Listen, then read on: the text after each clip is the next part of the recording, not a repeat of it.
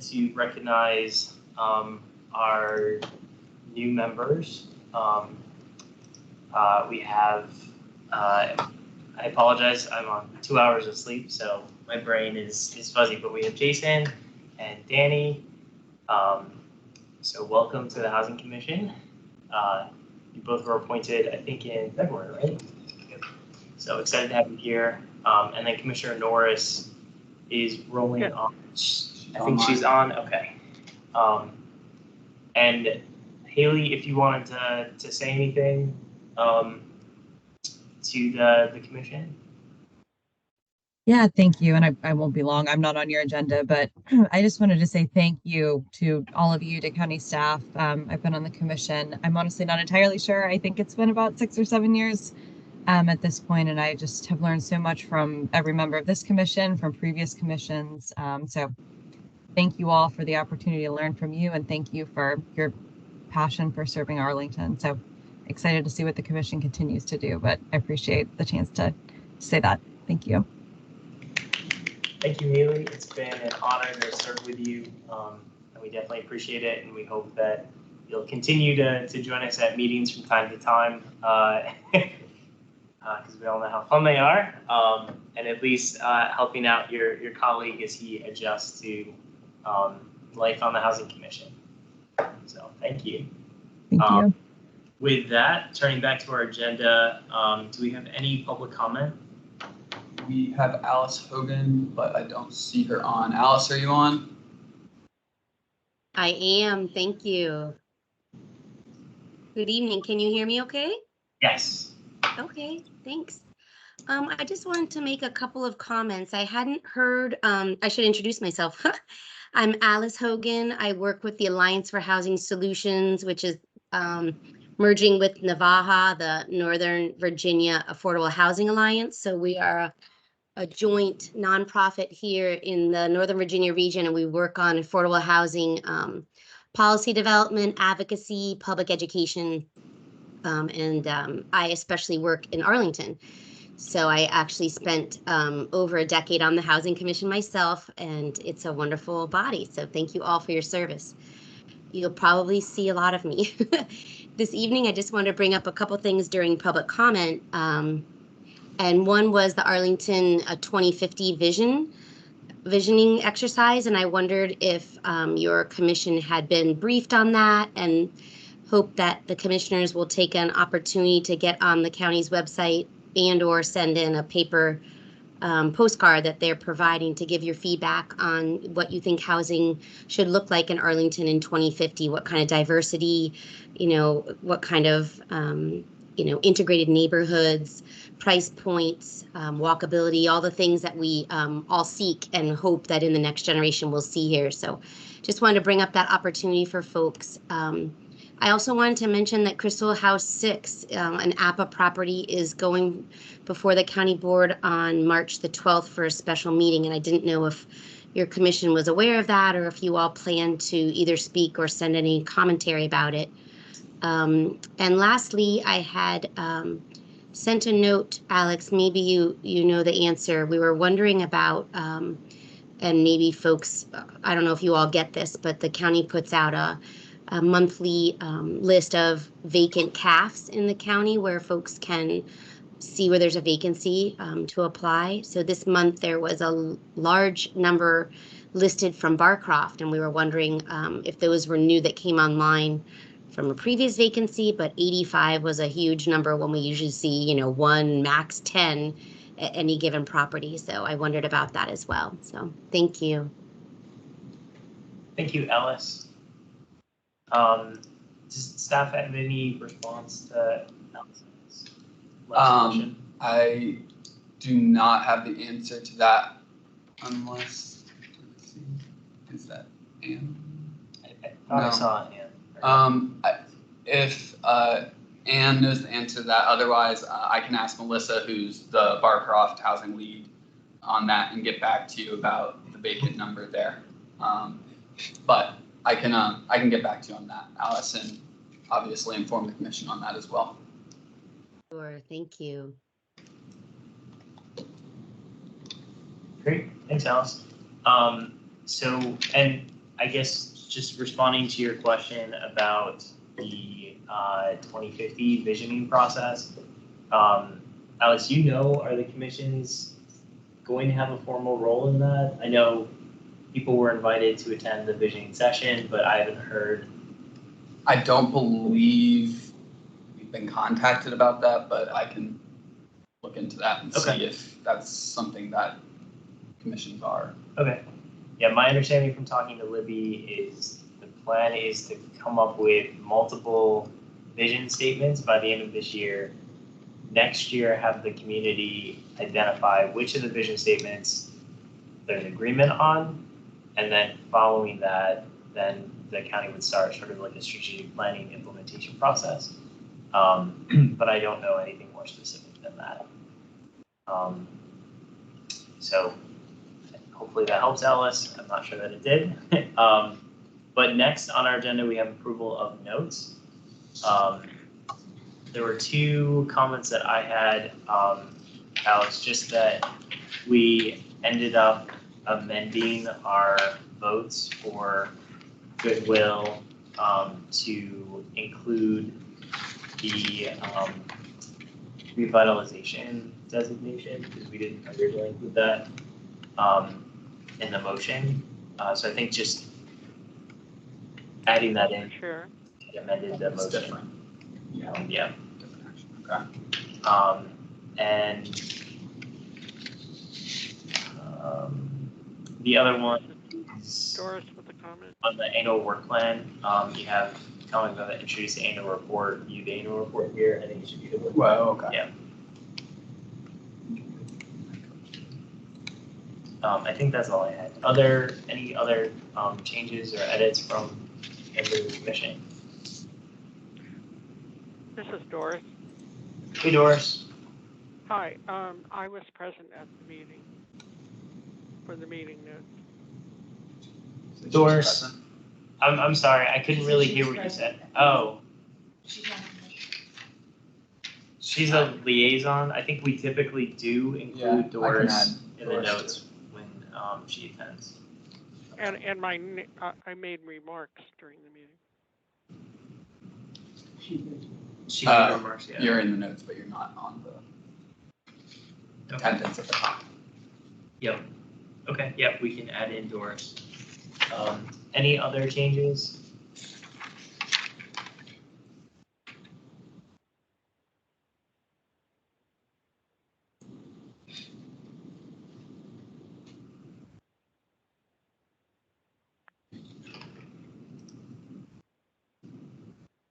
Okay, hearing none, do I have a motion to approve the minutes as amended? I'll make a motion. Okay, do I have a second? Thank you.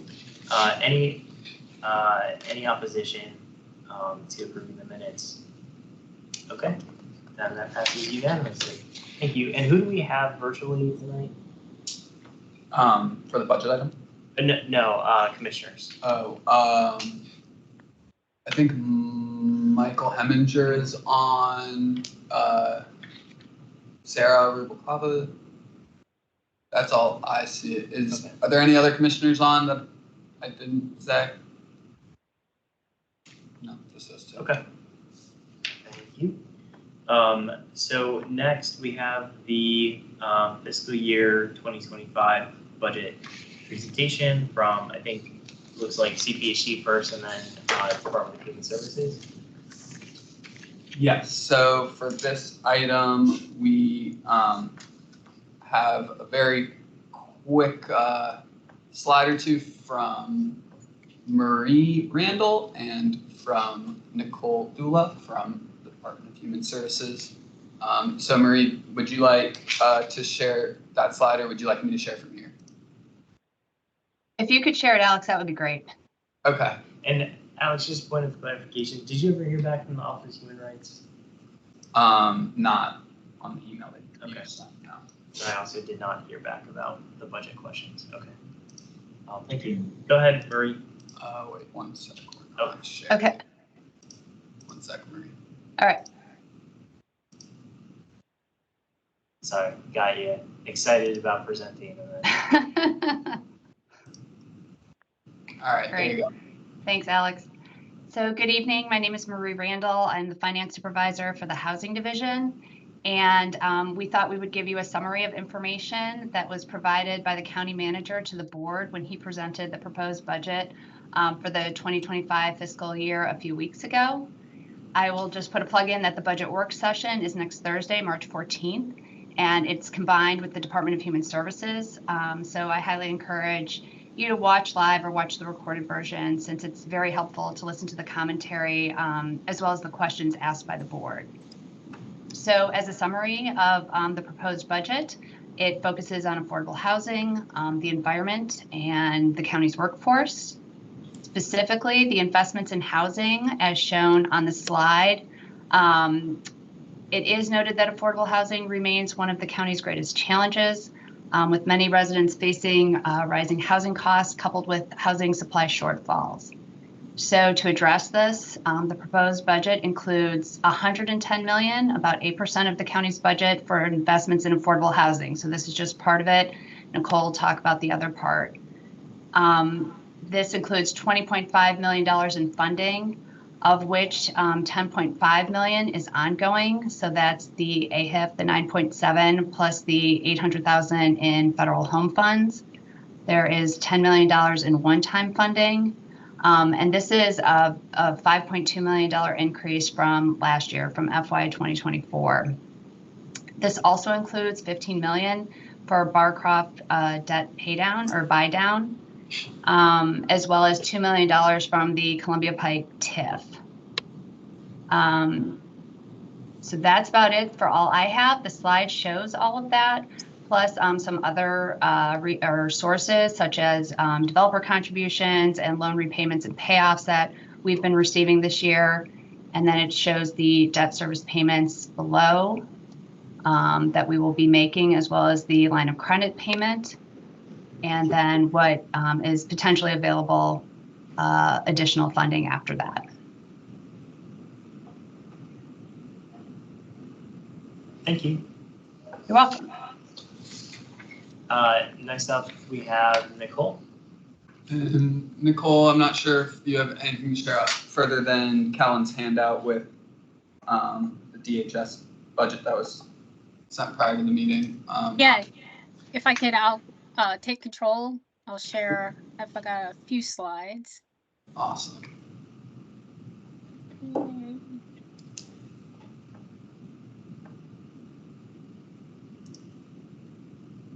Making sure everyone can see those.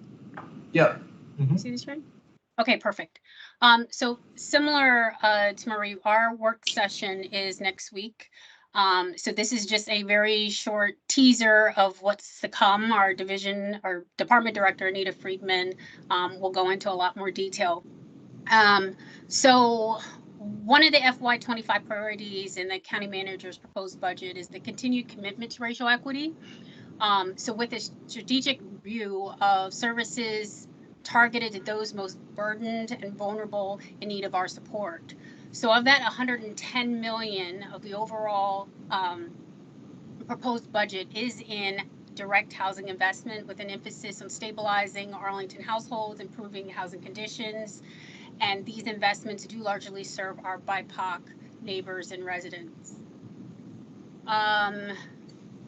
Our largest locally funded housing program, Housing Grants, is included.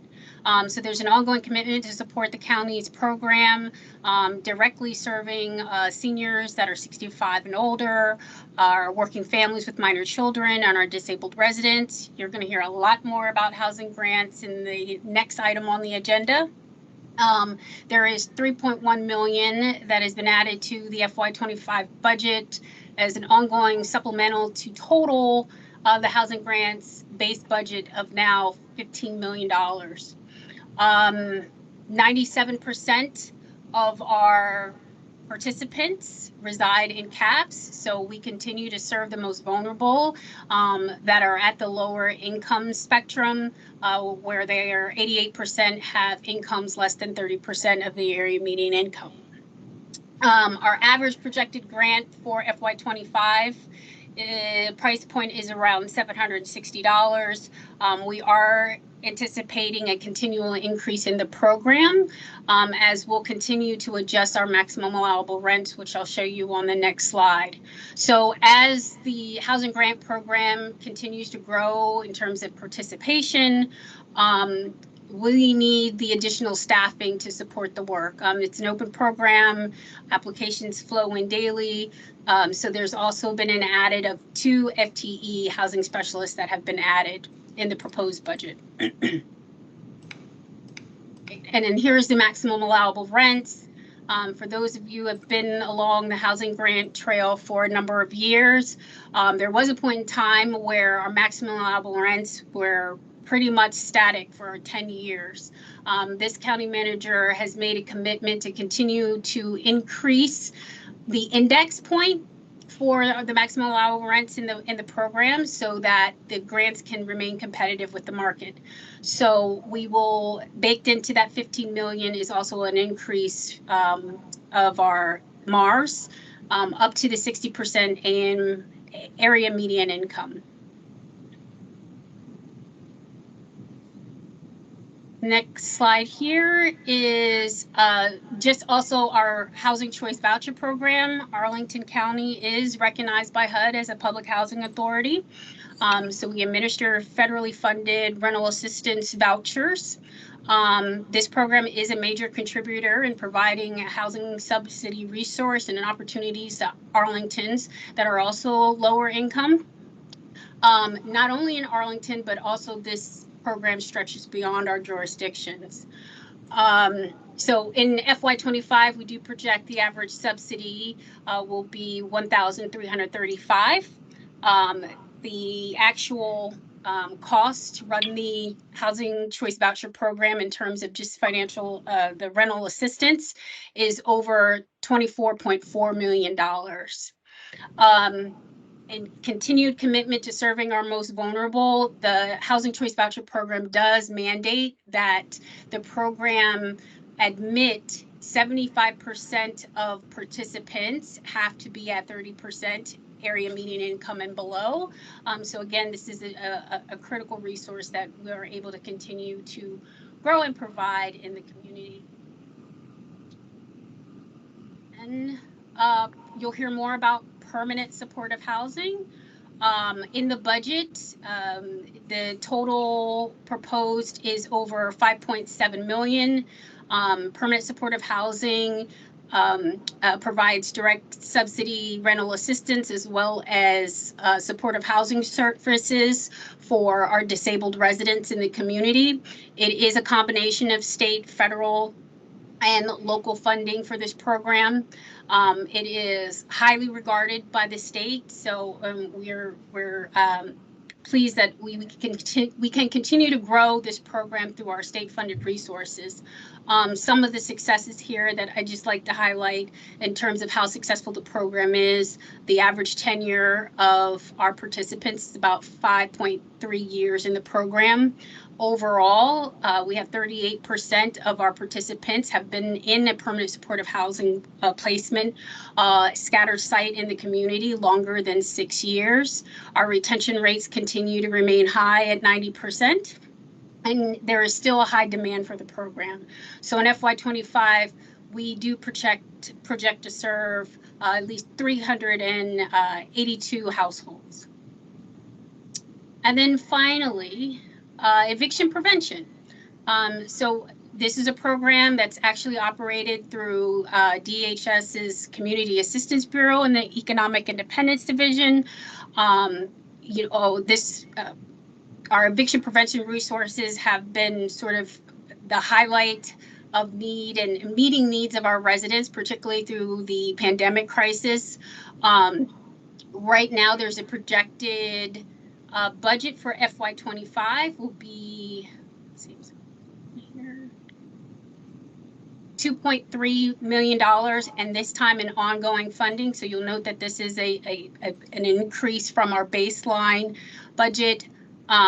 With this, because of the demand, particularly since the statewide rent relief portals have closed, there are still households that remain in need. the ongoing casework and the service to the community requires additional intake staff. So also within the county manager's proposed budget, there's 2.0 FTE positions that have been added. And just a teaser, once again, our budget work session is next week at 3 to 6 p.m. Thanks, Nicole. And now public comment on the topic.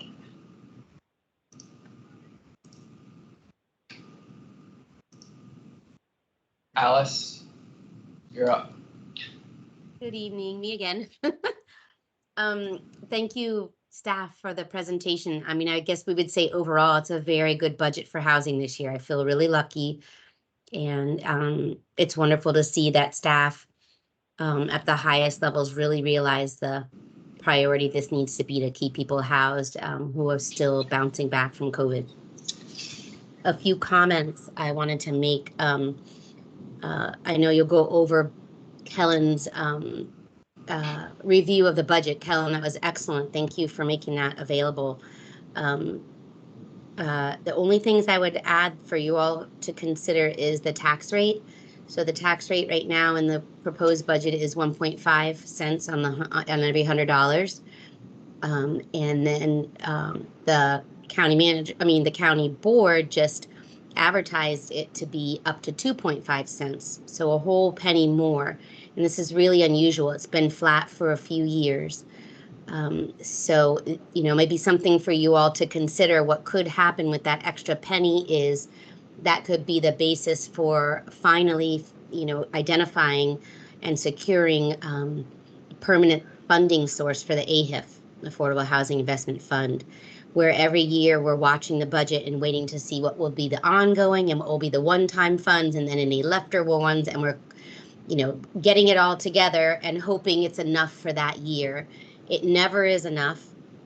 And as we saw, in the past, there's no guarantee that we continue to fund in an upward manner. We actually lost ground last year. So where we need, around $50 million a year to truly achieve all of the CAFs that are part of our goals with the Affordable Housing Master Plan, we're usually getting 15, and now this year for the first time 20 million. So it's far short of what we need, and every year we're scrambling for it. So the idea of having some sort of baseline, which might provide $8 or $12 million as a flat amount to then work from within the annual budgets, would be really wonderful for the program, and it would also stabilize some of our affordable housing providers who are looking to see what is the budget a few years out and not knowing whether or not there'll be money there for them to apply for is a lot of why they're looking in other jurisdictions to build. So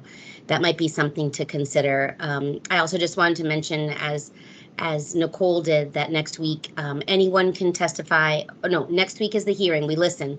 But in April, on April 2nd is the budget hearing, and April 4th, the tax hearing. Any Arlingtonian can speak there, so you don't have to just allow housing commissioners, one voice. Anyone can do that or email them at any point. And the last thing I wanted to just mention was planning staff is down too. And that's East Falls Church and other important planning efforts that we need to move forward to have places to put our CAFs. So that might be another area where you might consider mentioning to the board. So thank you. Thanks, Alice. That's it for public comment on the budget, correct? Nicole, I did have a question for you on the eviction prevention. I think your slide had said that it was 2.3 million in ongoing funds. What I had was 2.3 million overall funding with only 1.6 million in ongoing funds. Can you confirm that your slide was more accurate than what I had in my analysis? You're on mute, sorry. And I'm dealing with a dying mouse over here, so I'm so sorry. It's taking me a little long. It's 2.3 million ongoing. I'll have to look at your document again. Okay. I think I might have caught that and adjusted it at the 11th hour. Okay. Thanks for that clarification. Probably.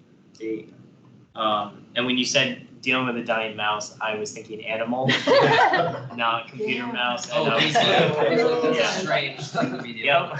It's like, well, have fun It's with throwing a temper tantrum on me tonight, guys. I'm sorry. So just for the commission, I think this is the second year in a row that I put together sort of this analysis. So combing through the budget, looking at all the housing related funding items, and then working with staff to get clarification on things that were unclear or I had questions about, or in some cases where I got it wrong. So I do want to thank Nicole and staff for being responsive and meeting with me and sending me back feedback to make sure this was as accurate as it could be, although we see that there's still a thing that I missed. But I wanted to give folks sort of that historical analysis too, of looking at the last 2 fiscal years in comparison to the proposed funding levels for FY25, as well as some additional information about like either how the funds would be used or some context around that. And then some draft recommendations. So a lot of these were carried over from last year. And some of them are new. But before we go into the draft recommendations, do folks have, comments or things they want to talk about regarding the budget, either my analysis or what we heard, or I know Jason, you wanted to talk about the planning positions. Can I ask a question first? Oh, sure, yeah. Can you go back to the slide on the MARS market maximum allowable rent and explain, is that calculated based on the AMI level and then 40% of that household size or income? Maybe I didn't get that in the Isn't it like 85% of 40%? I thought. So the maximum allowable rents are indexed to the 60% AMI rent levels. And so how we sort of compare that to housing grant participants is because the program is sort of set by per person, determines which bracket of MAR you fall in. Typically, we subscribe the 1 to 2 person households to the 1 bedroom rent level at 60% AMI, 2 or more or 2 to 4 ends up being the 60% for 2 bedroom AMI, and then 5 or more household members have the price point of a 3 bedroom at 60% AMI. Thank you. And Nicole, what was the 85% of the percent of AMI? I know I was reading that in the housing grant study, and I'm trying to. So that's actually the income threshold. So in the code for housing grant, we are to serve residents that are at 85% of the 50% area median income level. And so that broken down by household size, you generate a maximum income threshold for participants. So instead of serving 50% at participants that make at 50% AMI or below, it's really 85% at that 50 number and below. Okay. So it's, yeah. Why it's complicated, Yeah. But somebody has to do that math every year. The AMI changes. So imagine how my staff do. Other questions? I don't know if you have the answer to this, but on the eviction prevention, do you have any idea how many households we're serving or we're expected to serve in FY25 with this 2.3 million? I don't have that on hand, but I know next week they will. Okay. Thanks. Other questions? I just want to say thank you for putting this together. Of course. I was actually looking forward to it. One of those weird nerdy things that like, oh, the manager's budget is out. And it's for anyone who's come through, it's interesting because it's a very political document versus just a financial document, right? Like it's every year different things are emphasized. Some things are dropped out of it depending on what the manager wants to, emphasize to the public or de-emphasize by not including that information. Yeah, oftentimes you have to comb through previous ones to figure out like how things have actually changed. I think that was especially true last year, where I think the proposed budget tried to appear very rosy with housing funding when it was actually cutting funding. But it was like, oh, this is this percentage of county funds, but it was a smaller percentage than prior years, but it didn't say that in the document. Yeah, it's interesting to go through and see how the county's trying to portray what they're doing, and then marry that up to what they've done in the past and what the impacts might be. But again, very appreciative of staff for answering questions and helping to clarify. An area that I wasn't able to get more clarification was the Office of Human Rights and their budget. So I don't know how much of their proposed 968,000 is actually related to the fair housing enforcement that they do. I haven't heard back from them yet. And I know separately the document says that there's 46,000 for fair housing. And I think CPHC was able to track down that that's part of the Office of the Human Rights budget. I just have no idea what that money's for.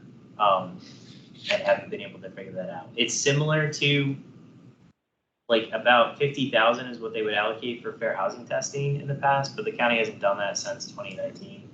And they had money in the budget last year that they called fair housing, but it looks like it wasn't spent and it was removed from the budget. It was like a cost saving or something this year. So yeah, it's just unclear what's happening there, and hoping to get some clarification. If we're actually going to do fair housing testing at some point in the future. I know it's a goal of the fair housing plan that the board approved last year, as well as expanding the fair housing testing, which is why it's one of the recommendations that I have. But it was not clear from the budget document what actually or proposed to happen for this year. It was good to see that for CAP inspections. So for those who were following the Serrano situation, this is one of the things that came out of that, is having CPHD do inspections of, I think, is it at least like 10% of CAF units every year, and starting with like the oldest ones, I believe. So that happened 2 years in a row. And this year, it looks like that's been rolled into ongoing funding instead of just one-time funding. So hopefully that will continue, because that is one of the commitments that the county made to ensuring that their existing affordable housing stock meets I'm trying to think of the name of HUD's standards, housing Quality standards. There we go, housing quality standards. So that's great that that's been added as ongoing funding to continue, because that's, I think, super important to ensuring that our residents in subsidized units have quality housing. Then I think looking at AHIP, it is nice to see that there's an increase over last year. I think last year was a little bit confusing because AHIP was actually less than I thought it was. I thought it was 20 million or 20.5 million, but it turns out only 15.3 million was included ultimately in AHIP. The rest just came from the Columbia Pike TIF balance, which is a separate, pot of money. So this year, the fact that 20 million is being allocated up front by the manager, because if people remember last year, I think only like 9 million was proposed by the manager, and then the board had to add additional funding. So it's great to see that HIT proposal is starting off at 20 million. As Alice said, I think it's still not nearly enough. And from talking to staff, it looks like all of that money is already spoken for with existing projects. So again, unless something changes, the notice of funding availability for FY 2025 is not going to happen again, just like it hasn't happened for the last 2 years, which means new projects aren't going to get AHIP funding. Which is unfortunate because that's, I think Alice had mentioned that a lot of the affordable housing developers are looking elsewhere to see where they can get that sort of last mile funding to help them move forward with affordable housing developments. And if Arlington's not able to offer that, it just means we're going to have less affordable housing that's constructed. I'm trying to think if there are other things that stood out to me. Obviously, the housing grants, very happy to see that number's going up, and that they're adding two additional FTEs to help with the housing grants program. It's different than the number of staff that the study said was needed, which I think was 3 or 4. But it's good to see that at least 2 are being proposed. And part of me wishes that the order of the agenda was reversed here, that the housing grant study came first, so that we could look at all those recommendations and priorities listed in the document before we make a decision on the budget and what we think should happen, because there's, I think, a lot of other things in there that all have price tags associated with them that are not included in this budget. But for those who've had a chance to look at that document, we can still talk about and make recommendations. We just won't have the benefit of the presentation until after this. The thing that also kind of stood out for me was the homelessness services budget. I don't think was significantly, and Nicole, can you clarify, is this significantly more or about the same as last year? I don't actually have it listed what the previous fiscal year spending was for homelessness services. I can just say, without getting in trouble, that it's just a marker of a slight increase. We will be going through a competitive RP process for shelter providers, so that's just a placeholder, but there's a larger number that's possibly will be expected in FY25. Then what is advertised in the budget? Okay. I don't know what to do with that information, but thank you. Wait until next week. Yeah. A lot of my concern around the homelessness services budget is we've adopted a very ambitious plan to functionally end homelessness in 4 years, and I don't see that reflected in the funding amounts. And I think that if we're going to be successful in doing that, it's going to require more money. I doubt it's just that we were bad at it before and now we've decided to be good at it and we don't need more money. But usually it's, you need more money to make things like that happen. And that's where in the 5th recommendation, and these don't have price tags associated with them, but including, additional rental subsidies,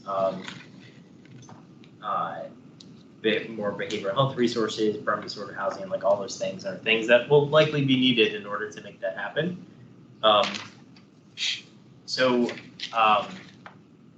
Do we want to talk about the recommendations, or do people have more comments, questions related to the budgetary items? Just another question. Yeah. For the housing choice vouchers, is that based on formula funds to Arlington, or how does that get? How do we know how much money we're getting from federal government to administer that?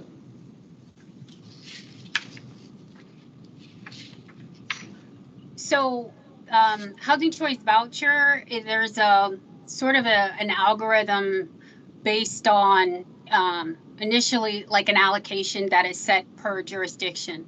A budget renewal is looked at depending on the utilization of the allocation that any Public Housing Authority will have. So there's really not a growth outside of ensuring that the vouchers that you currently have leased, based on trends of increased rent, HUD will then give you sort of a budget authority of spending based on your utilization. So if we continue with a high lease up rate, I think we're allocated roughly around 1,800 vouchers.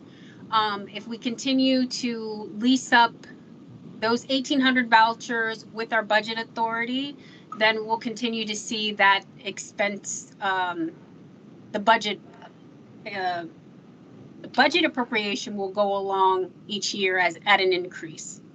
But public housing authorities do run the risk, if they don't keep pace and keep those vouchers utilized, then HUD could come in and take funding from any jurisdiction. And Nicole, can you talk a little bit more about, for housing grants, it's the projected number of households served. It says it will likely increase by 5%. Where does that number come from? It looks at the month over month sort of growth and trends from year to year. Also the application intake. So we have a whole budget team that, you know, looks at all of these indicators every month. The expenses that either increase every month, and we're just projecting based on continual month over month, quarter over quarter growth, an estimate of what the next year would look like. Okay. And do we have a sense of why the demand for housing grants has been increasing? I think a number of things. I think a good call right now is the maximum allowable rents are keeping pace with the market. So we've got supply that, you know, our residents are able to find and secure housing at those rates. I do think there's a bit of more education and outreach about the program. So the more that, you know, we have our residential services groups within the community working with our most vulnerable and, you know, explaining the application process, I think it's become more attractive, and it's definitely been utilized as a tool within our shelter agencies for sure, as sort of the next bridge subsidy into housing that's ongoing and permanent for as long as they stay eligible. Thank you. Anything else before we go into the recommendations? Mr. Chair. Oh, go ahead, Doris. Thank you. I had a couple of questions about the budget report, which I really appreciated. But at the beginning, I want to say that I really appreciated the list that you provided of potential budget priorities coming from the Housing Commission, and I sincerely believe that the Disability Commission will be prepared. I'm going to share this information, but will be prepared to speak in support of those budget priorities that are coming from the Housing Commission, those or whatever you adopt tonight. But we really appreciated your list, especially the list regarding fair housing and monies for the Office on Human Rights, but also for testing and other enforcement, and then also the fair housing equity plan. And Doris, sorry, you're very quiet. Is there any way that you're able to either move closer to a mic or be a little bit louder? I don't know that. Oh yeah, I'm sorry. It's my fault, I guess. Can you hear me better? Yes. Okay. So what I'm saying is, when I have the comment that I read the document on the budget and also your recommendations or staff or your recommendations on positions that the Housing Commission will take on the budget, and I believe I will share it with my commission that we would like to be supporting those recommendations in our testimonies and our participation in next week's meeting. And then also, however, I have a couple of questions. One is with regard to housing choice vouchers. I'm curious whether that budget and that information reflects the amount of money that's necessary for the NED's mainstream vouchers that are now a recurring voucher program that we can go back to HUD and say we've used these vouchers for nursing home transition and or for people at risk of homelessness, and I'm wondering whether that's included in all the calculations with the housing choice voucher, or whether it's a separate, calculation that you all are doing, or whether there's no money necessary from the local level. Nicole? All our specialized vouchers are included in that 24.4 million. Is there what? I'm sorry. So the mainstream vouchers are Right. included in the total presentation that I did today, as well as including the NEDS vouchers as well. correct. Yeah. Okay, and then so then the other thing that I didn't see, and it may be embedded, is with our advocacy, the Housing Commission, Disability Commission, and others, we were able to get, as I understand it, we'll be starting the statewide rental assistance program, the SHRAP, for people who have developmental and intellectual disabilities and are part of the Olmstead settlement agreement. And so I'm wondering if that is contained in supportive housing, or whether it should be appearing as a separate, or whether there's no local funding involved or whatever. So the SRAP is a state funded voucher program, which is operated through the Housing Choice Voucher Program as well. Those vouchers and that allocation is also included. No, they aren't. They're coming from the state. It's the state. The state budget allocation for SRAP is being administered through our Housing Choice Voucher Program. So what I'm saying is those vouchers are included in the presentation that I did. So that budget is also reflected in the 24.4 million that we're anticipating to spend in FY25. Okay. I appreciate that. Thanks. No problem. Okay. Well, thank you, Doris. Jason, did you want to talk about the planning positions? Sure. So just talking about recommendations. Yeah. Okay. A little context of like what's being proposed to be cut.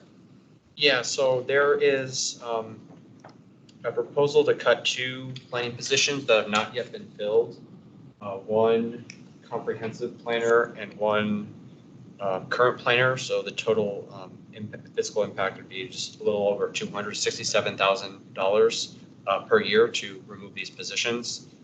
And I was just looking at the production of CAFs every year, and I think this year in the budget actually it wasn't as low as I thought but it's still only the FY 2025 total CAF production is 494, which is higher than FY 2024 estimate, which is 142, but lower than the previous couple of years.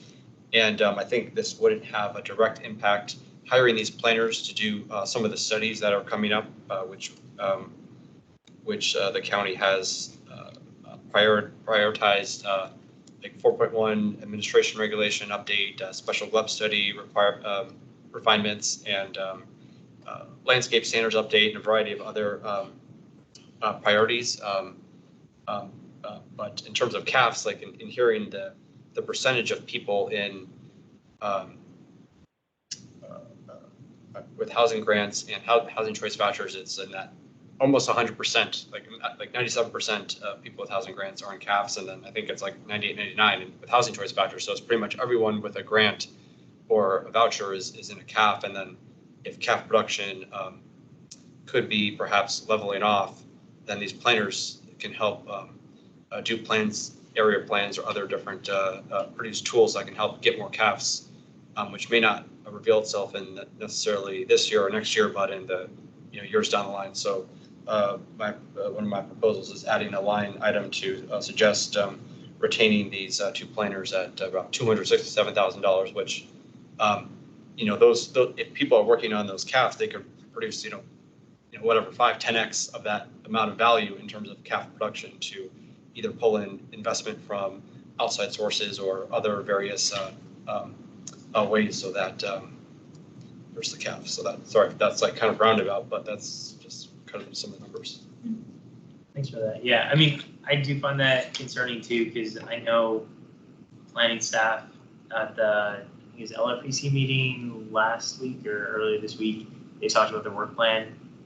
It didn't include the East Falls Church, which we had recommended in our Plan Vincent Boulevard feedback and recommendations that they prioritize looking at East Falls Church, because we're never going to get to the affordable housing that we want to see along Langston Boulevard without redoing that plan.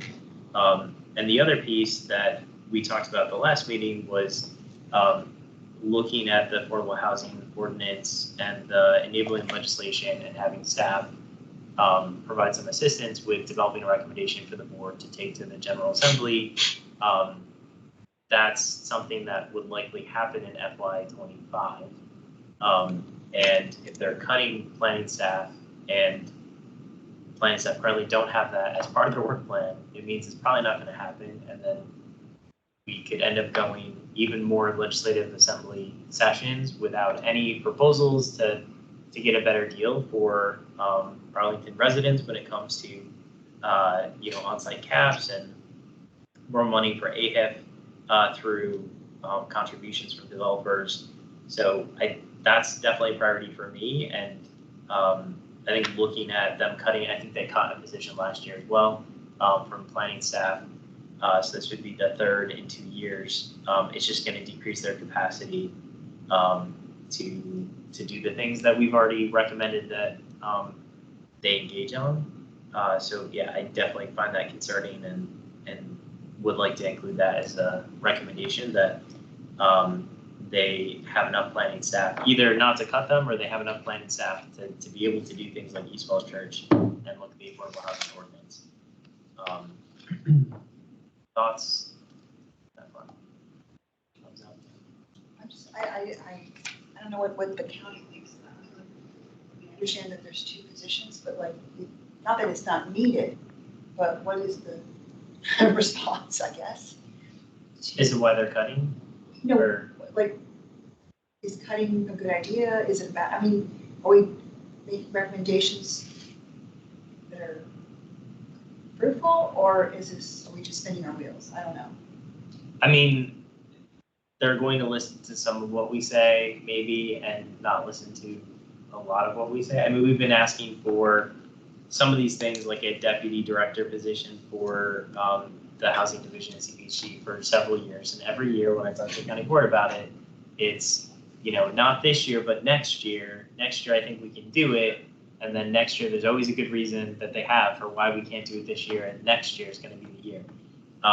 But what I've seen is that a lot of these things, that eventually one of the years they actually do things like that. If we put it in there, it might eventually happen. 5 years down. Yeah. It might actually happen. I feel like it becomes part of the Conversation. yes, around like, oh, what are housing needs? Well, they keep asking for that position, so that's something we should think about. And then someday someone will be like, let's do it.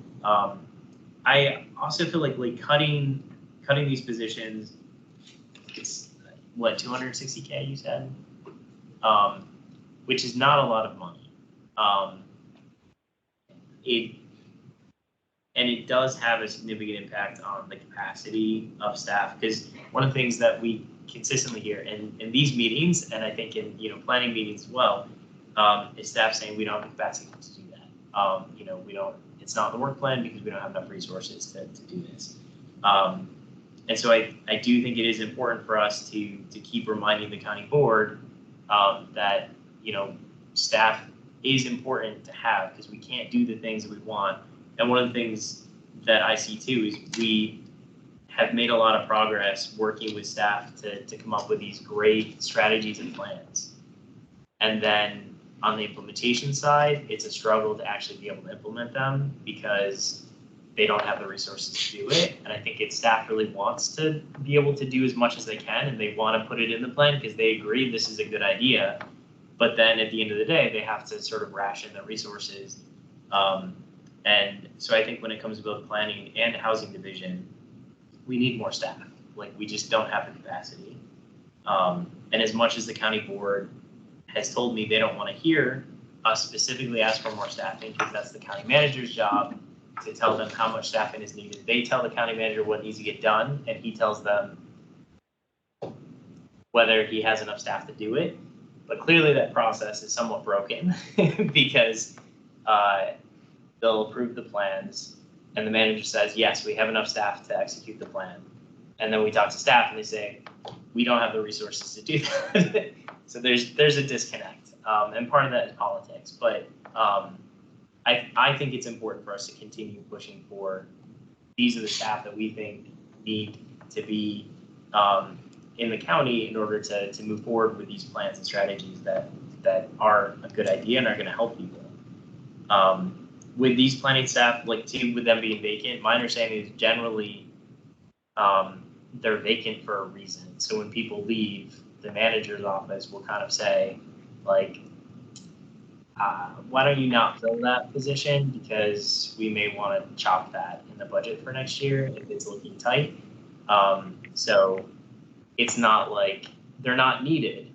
It's more so someone left and they're unable to fill them currently because it's already been pre-identified as a position to be cut. So that's why it's job announcement and for the same position over and over. It expired, we go back on there and it's back there again. That I don't know. Okay. Because I'm like, I've known several people who applied for Arlington jobs, never got a call back, never heard anything, and then go back there like a month later and the job is like reposted, and it's like, what is this cat and mouse game that you're playing? Either you need it or you don't. So that's probably a problem. Yeah, that's probably a good question for whoever does HR for the county. Yeah. Who that is, and I've never talked to that person, but or people. But yeah, and I can't say whether that's tied specifically to an instance like this, but that is just my understanding. I can't speak for the manager and exactly how those decisions are made, but that is just my understanding of, like, the manager's office is always thinking about the next budget cycle and kind of like, based on revenue projections, do we think we might have to cut? Okay, position just became vacant. Why don't we freeze that position so that we can hold it? Because they don't want to lay people off. So it's much easier to just keep something vacant if someone is left. Go for it, I guess. So I guess just looking at the recommendations then, the first one around AHIF. So I know this is like a historic amount, 20.5 million that they're proposing. And we heard from Alice from Alliance for Housing Solutions, and this number has been around for years, that about 50 million is what they would need to do to actually meet our affordable housing master plan goals. I think asking for 30 million, yes. Then 50 million, I don't necessarily think that they're going to turn around and give us 30 million, but I think we should continue to remind them that this is still not enough. It's great that we're at 20.5 million. That's really important, but it's still a fraction of what we need if we're going to meet the goals that we've already agreed to, which is another example of county sets these very ambitious goals, but doesn't back it up with the resources to actually follow through with them, which is not unique. But and then the next one, provide adequate funding for the implementation of the CAP strategies document and our report. So here again, we've been asking for a deputy director position to support Ann Venetia for several years as someone who can sort of ease the burden on housing division staff, especially when there's a lot of the things that we've been working on, like the Fair Housing Plan and the CAP strategies document. Like there's a lot of research and efforts that have to go into just managing these new initiatives that we've been able to work with staff to identify as needs and priorities. But the housing division staff already have full-time jobs doing other things, so it's difficult for them to add more things on their plate. So having another position and someone who can help do some of that work, I continue to think is very important. And then, as we heard at the last meeting, that staff doesn't have the capacity to really support the formation and maintenance of resident councils at all the CAP properties. So that was one of the recommendations from our Serrano report, was that the county come up with a way to encourage and support the formation of these resident councils. I don't think in this case it needs to be like staff positions. I think giving more money to Bugata as part of their contract, or to other nonprofits who can work directly with residents at these properties and help organize them into resident councils, do leadership training, like all those things. Honestly, I don't think it would be that much money to just, say add 50,000 and now we have 2 resident councils, one at Barcroft and one at another property. But I continue to think that that's something that we should be pushing for because, staff doesn't have the capacity to do that. So I think we need to ask the board to increase the county's capacity. It doesn't necessarily, like I said, have to be staff members, but it could be, contractors or other resources that are brought to bear on that. With the adequate funding for the implementation of the Regional Fair Housing Plan that the board approved last year, I already talked about the testing. We haven't done fair housing testing since 2019. That's bad. We know that there's plenty of housing discrimination. It's all across the country, and we know it's terribly underreported. People don't know their rights, and one of the key ways to address that is through testing. And one of the things that I've recently heard from the continuum of care stakeholder community is that our housing choice voucher recipients are getting rejected at much higher rates than they previously were. And they're losing the vouchers because they can't lease up in time because they have, Nicole, how much time do they have to lease? Is Nicole still on?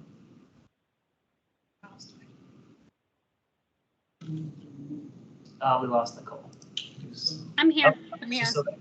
120 days.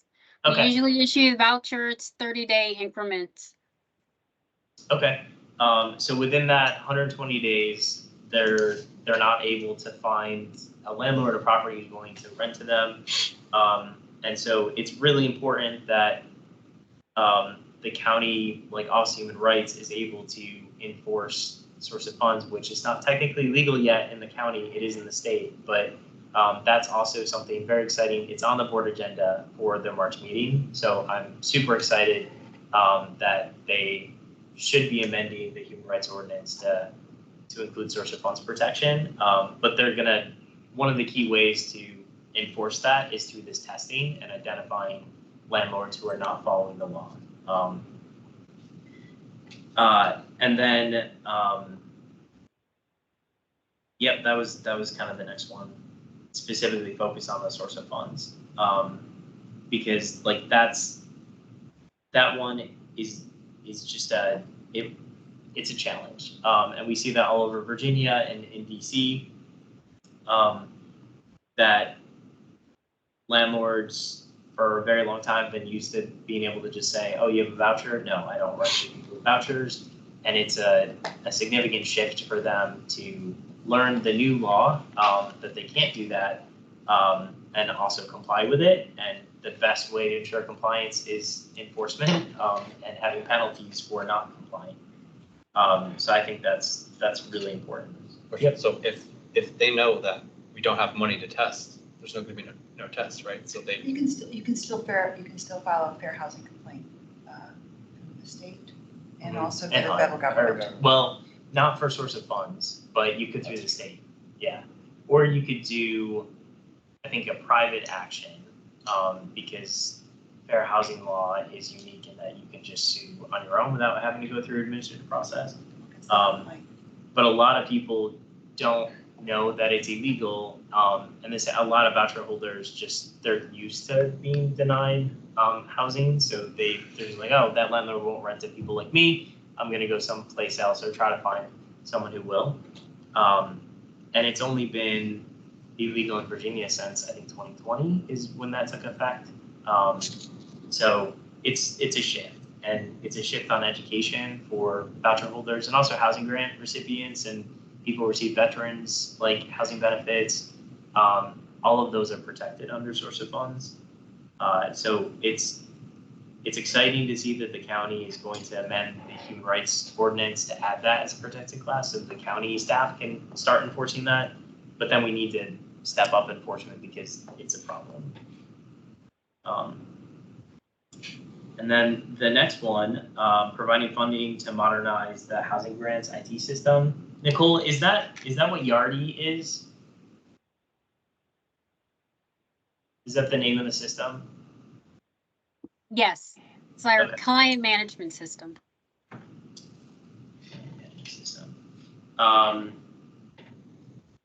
Nicole, how old is that system, would you say? Well, it's fairly new for us. I think we onboarded during the pandemic, I want to say 2021, 2022. So it's a fairly new system. Okay. Are you able to talk about any of the challenges with the system? I mean, I think, like as part of the study that's on the agenda as well, I think that will end up kind of closing the loop on where the additional staffing is missed, because there are some components of that client management system that we have access to turn on. It's just the manpower behind, pushing those portals out to the community. Also structuring things like the housing grant application. We're still paper form. This could be, there's an opportunity to embed that in the client management system, but you need development time, you need development hands to build that. And then you also need to educate and outreach so people know how to use the system. But that's with all of our rental assistance programs and other programs at DHS as well. So would it be better to characterize this rather than funding to modernize the system, like just funding to enhance or improve? Based on, yeah, I think, yes, I think we should make that change so that it's enhance the system. It's recognizing the challenges that were brought up in the housing grant study. That is what I want to say here. And again, these were not necessarily, like, I'm going through my recommendations here. We still are gonna have discussion and vote on whether or not you think that, any of these should move forward or if they all should, or just a portion. So I just wanted to get clarification on some of these and have discussion. And then 5, we kind of already talked about, but provide adequate funding for the implementation of the county's strategic plan to functionally end homelessness in the next 4 years. Anyone have any questions about these items?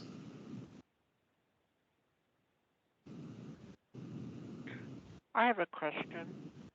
Go ahead, Doris. Okay.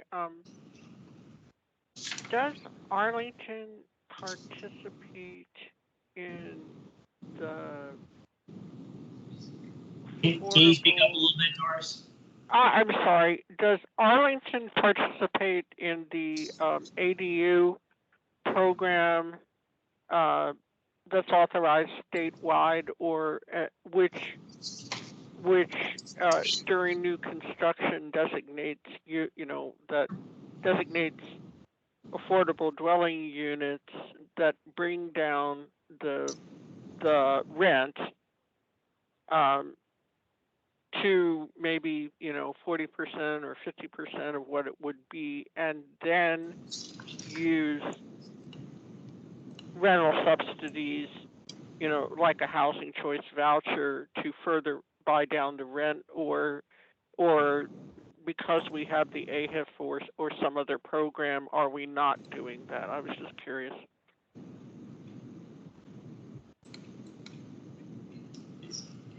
Anne, are you able to answer that? Yeah. I think, Doris, we'll need to get back to you on that. The way that the county government is set up, I believe that we are not participating in that program because of our county manager form of government. This is a very technical legal issue, so I'd like to lean on our attorneys to help answer this. So if it's okay, I think we'll need to get back to you on that question. Yeah, I am just in the last couple of years learning more about that program. I do know that Fairfax County participates. I just wasn't sure.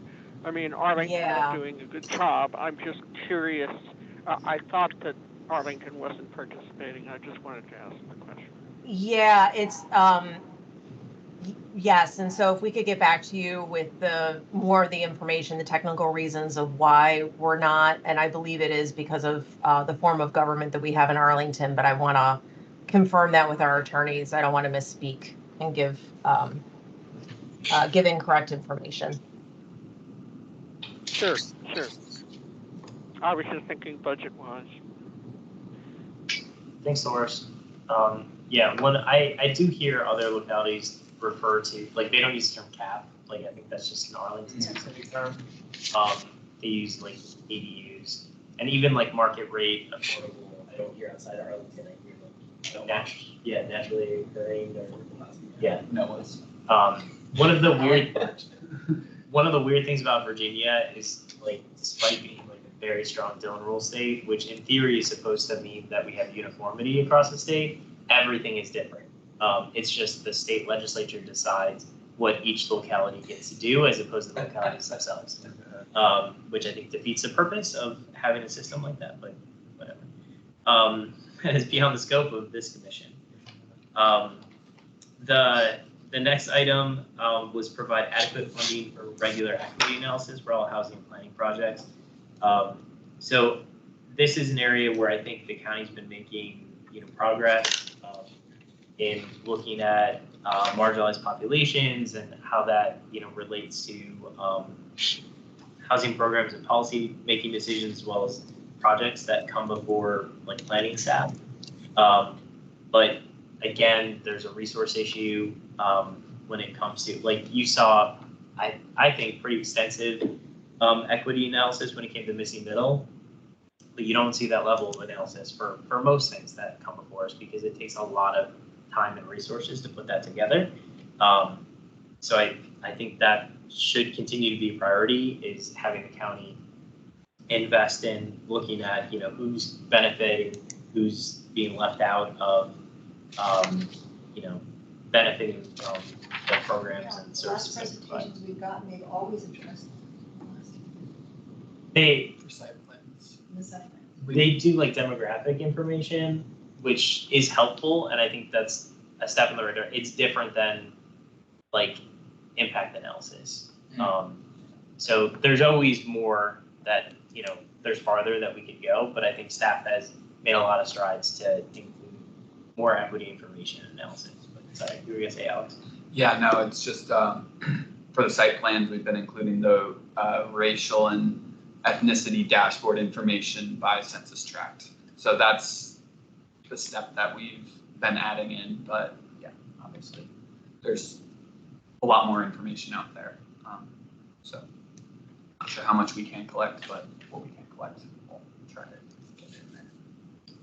And then the last one that I added was the planner positions, and then specifically calling out the East Falls Church, like revisiting that plan as well as the affordable housing ordinance and recommendations. Thoughts from commissioners on, is anything missing? Do people feel like we shouldn't include some of these? Are we able to make a stance on the tax rate and raising, as Alice mentioned, we're not allowed to? We can. I don't want to. Okay. Generally, because I feel that we tell the county board what we think they should do. Yeah. It's up to them to figure out how to fund it, as opposed to us saying, you know, you should raise taxes by this amount in order to, like, the Fiscal Affairs Advisory Committee, like, I feel like that's more in their lane. I just feel like that's a little bit, it's not out of scope, like, we can do that. I just don't feel comfortable with that. I don't think it's necessary on our part, but if you want to discuss it, you know, and see if other commissioners agree, happy to entertain that. I'm fine with that. Otherwise, I think these are all great recommendations. I have a comment and two quick questions. First comment, I fully endorse, just for the record, the AHIF increase being number one, and that it being $30 million. I'm really supportive of that. And two, first question is, and this is a sincere question, not a rhetorical one, do these adequate funding, the phrase adequate funding, is that a useful thing? I mean, I understand, I guess that expresses a priority, but is that something we want to put a number to, or maybe not? Maybe we want to leave some flexibility or ambiguity. And then my second question, is it useful to have 7 recommendations? Is it better to pare it back to a couple that we really want to focus on? And those are questions for people who have been here longer than I, because I don't know the dynamic between us and the board and how that works. Yeah, I mean, I will say the more recommendations, the harder it is for the board to, like, pay attention to all of them, because, you know, the more things you're asking for, like, if you come and you say, we just want AF to be higher, then like, Housing Commission wants it one thing, like, let's see if we can, you know, try and do that. But if you take things out, you're basically saying this is not a priority for the Housing Commission. It's not something we want you to think about or worry about. So yes, I would say generally, the more things that we add, the less likelihood there is that any one of them will, you know, move forward, because there's more that we're asking for, and they all have a cost associated with them. And if the commission would like to drop some off or pare back, you know, happy to have that discussion. And we did that this year or last year with our legislative priorities, where I think we had a list of 7 probably to start, and I think we narrowed it down to 3 or 4 maybe. Again, for similar reasons, that like the county, there's no way that we're gonna pay attention to 7, you know, legislative priorities from us, but maybe, you know, 3 had a better shot. I think it'd be hard for me to like give up on any, because I feel like a lot of these were sort of like years of conversations of like, hey, this is important and this is important and this is important. But if people feel like some of them are more at the bottom and can come off the list, then we should definitely have that discussion. And certainly this ranking is not necessarily intentional on my part. It tends to just be like, oh, I just thought of that one. Let me put this down as the next item. So if people think that the order of these should change as well. I know you said, you know, AHIP funding should be number 1, and I think I agree with that. But if people want to reorder any of the others, and then maybe entertain the discussion of should the lowest priority ones drop off at that point, we can certainly do that.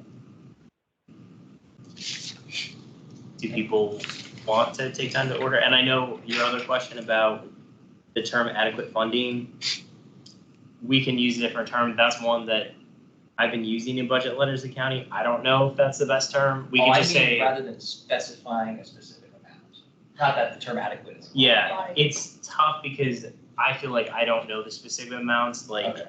to say for the CPHD deputy director for the housing division, Mhm. I don't know how much that costs. I could throw out 300K. I don't know if that's super high, if that's low. I don't know what that pays, what the benefits package is like. So that's, and I feel like being able to go to the board and say, hey, we want this position, and like it's on them to work with the manager to figure out how much that costs and if they can work it into the budget.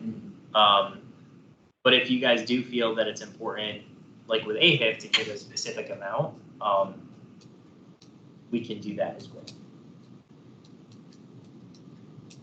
Only reason I ask is because, you know, like, do federal budgeting, and at the federal level, if you say that, that means you don't want it. I'm not saying that, so I'm just wondering if that signals something that we don't want it to signal to the board. You know more about this than I do. So if we sincerely do not know how much it costs, I know we're past time here, way past time. So I don't want to prolong this conversation unnecessarily, but I just wanted to raise that as something for consideration. It's fair. I think it's just the amount of work that would go into figuring out like estimates for each of these.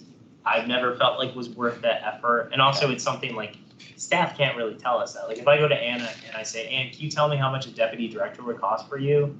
Ann's gonna be like, I can't do that. Okay. Not to speak for you, Ann, but pretty sure that's what the response is gonna be, because in a sense, she's feeding us information to go to the board and make an end run around like her boss, like the manager, right? So like, unless we did our own independent analysis of what we think these should cost, which is going to be very time consuming, we're not going to get that information generally from staff, unless it's the housing grant study, which very helpfully did provide estimates for this is how much it would cost. But like, if you look at like the CAF strategies document, like typically would say this will cost money, but it wouldn't specify how much money certain things would cost. And I think for a lot of plans, like the Fair Housing Plan, there's no dollar figures attached to anything. It was just like, we adopt this goal, but that document does not specify like it'll cost us $5 million over the next 3 years to actually implement this.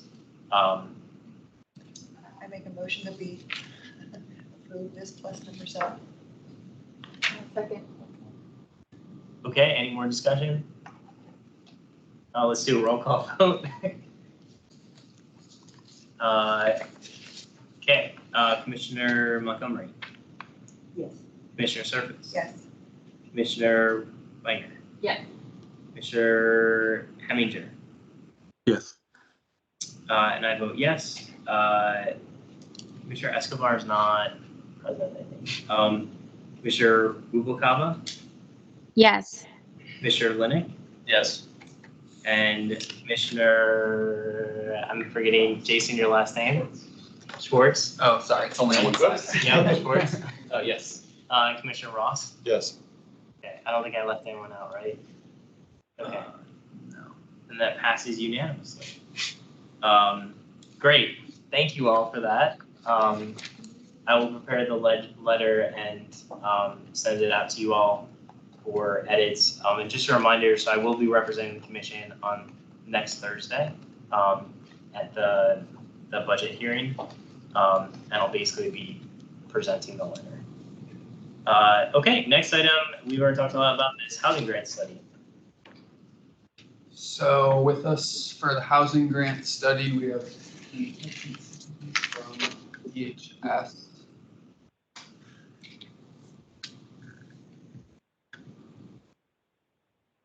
Good afternoon. I know you all know Nicole. I just wanted to briefly introduce myself. I'm Caitlin Hutchison. I am Assistant Director for the Department of Human Services, and I work closely with our Housing Assistance Bureau and supported their staff in the housing grant study. So I'll share the presentation, and Nicole will kick us off. Let me just get that up for you, Nicole. Caitlin? It's me again. Good evening. It's Nicole Dula, Housing Assistance Bureau Director. All right, so I told you, I promised more housing grants discussion.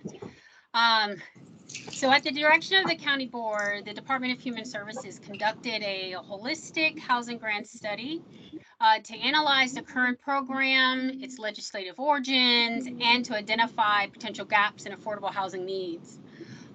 This program, since its inception, had never been studied. So these efforts in our review of the program will help determine what action the housing grant program can take moving forward and how the changes to the program might inform the county's current and future budget cycles. So I'm going to start by taking you through a very short tour of the housing grant program history and our trends, and then I'm going to tee it up for the second half of the presentation, which Caitlin will take over and get to the meat of the recommendations. The housing grant program was designed to serve as a critical resource in addressing housing affordability challenges and supporting low-income individuals and family renters with access to affordable housing options that would otherwise be unattainable. The housing grant program is specifically designed to aid targeted groups of low-income households. So that would include seniors that are 65 and older, totally and permanently disabled residents, or individuals that are actively engaged in Arlington County's behavioral health program, and working families with minor children that meet a minimum work hour requirement. DHS has been the administrator of the housing grant program since July of 1991. Originally, the housing grant program sat with the Commissioner of Revenue's office. This program is 100% locally funded, and all of the participating households must have some form of income. Next slide. Okay, so this is a snapshot of our last 5-year budget picture. Ongoing funding is in blue, the one-time funding requests are in orange, and the top gray lines depicts our actual expenditures across this 5-year period. You can see from FY19 to from year end FY19, we began at 8.7 million, and then we ended in FY23 with $12.6 million expenditure. So this is a 44% expenditure growth between those time periods. The trends here really illustrate that the base budget that has been allocated to the housing grant program has not really kept pace with the community needs. And so as I presented earlier, the FY25 county manager's proposed budget now has allocated 15 million in ongoing funds. So our base has been and is proposed for an increase. Also on this chart, there's the COVID effect. So COVID affected the program between FY20 through FY 2022. And this is where we did experience, exponential growth. During this time period, we did have to temporarily modify our program requirements to keep pace, to keep households stabilized during the public emergency of the pandemic. For households that either lost their income during this time and/or could otherwise prove that their income eligibility status prior to the COVID onset would have qualified for the program, we onboarded and kept grants sustained throughout the pandemic. When we began to rebound, we then reinstated all of the original program requirements, such as the work hour requirements. And so that's where you see just a slight dip in FY 2023 from our actual expenditures for households that no longer qualify.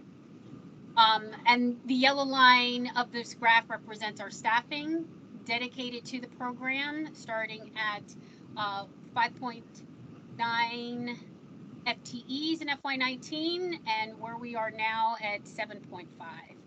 Due to growth in the case volume, as I previously presented, we have onboarded some overstrength positions through the pandemic, but as you can see, our case volumes, and you'll see in the next slide, continue to rise because of the increase of participants in the program continues to grow. Next slide. So this gives you a better a glimpse of that, another glimpse of the 5-year distribution of who we serve. I mentioned we have seniors 65 and older. On average, they represent 31% of our participants. In the orange, residents with disabilities or connected to behavioral health on average represent 42% of our participants. And then working families with minor children on average represent 26% of our participants. And they're in that sort of the gray stack bar. I've already mentioned our maximum allowable rents and how our index continues to grow.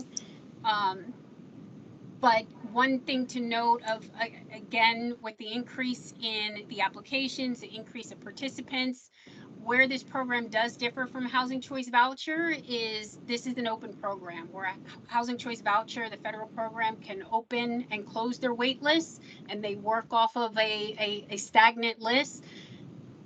My staff are able to take in applications every day, anywhere from 100 to 150 applications that come in monthly and have to be processed within 60 days. So it's a continually growing program. Sorry, next slide. Okay. So as part of the study, we wanted to scourge the earth to see, you know, what other programs like Housing Grant might be out there. And we found out we are indeed pretty unique and one of a kind. Most comparable program we found, it was in Portland, Oregon. I would say anything, if you want to read up more on these other programs that, you know, were discovered nationally, those are also contained in this study. For the most part, many are short-term subsidy programs, and Arlington's locally funded housing grant program is fairly unique.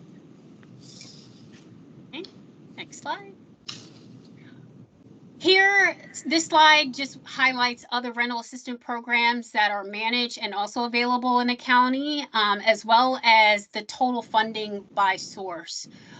So I just take you through the highlights of, you know, in addition to housing grants, in addition to permanent supportive housing, and the HCV program, we have our continuum of care providers, and DHS serves as sort of the lead agency that applies for a variety of grants on our continuum of care partners' behalf. So who makes up our continuum of care? Our nonprofit providers such as Path Forward, Doorways, Bridges to Independence, and New Hope Housing, as well as other community stakeholders and safety net providers that sit around the table of our executive committee for the continuum of care.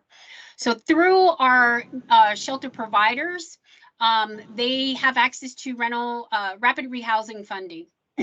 And so across local, state, federal, essentially rapid rehousing is temporary assistance that will help bridge to permanent housing.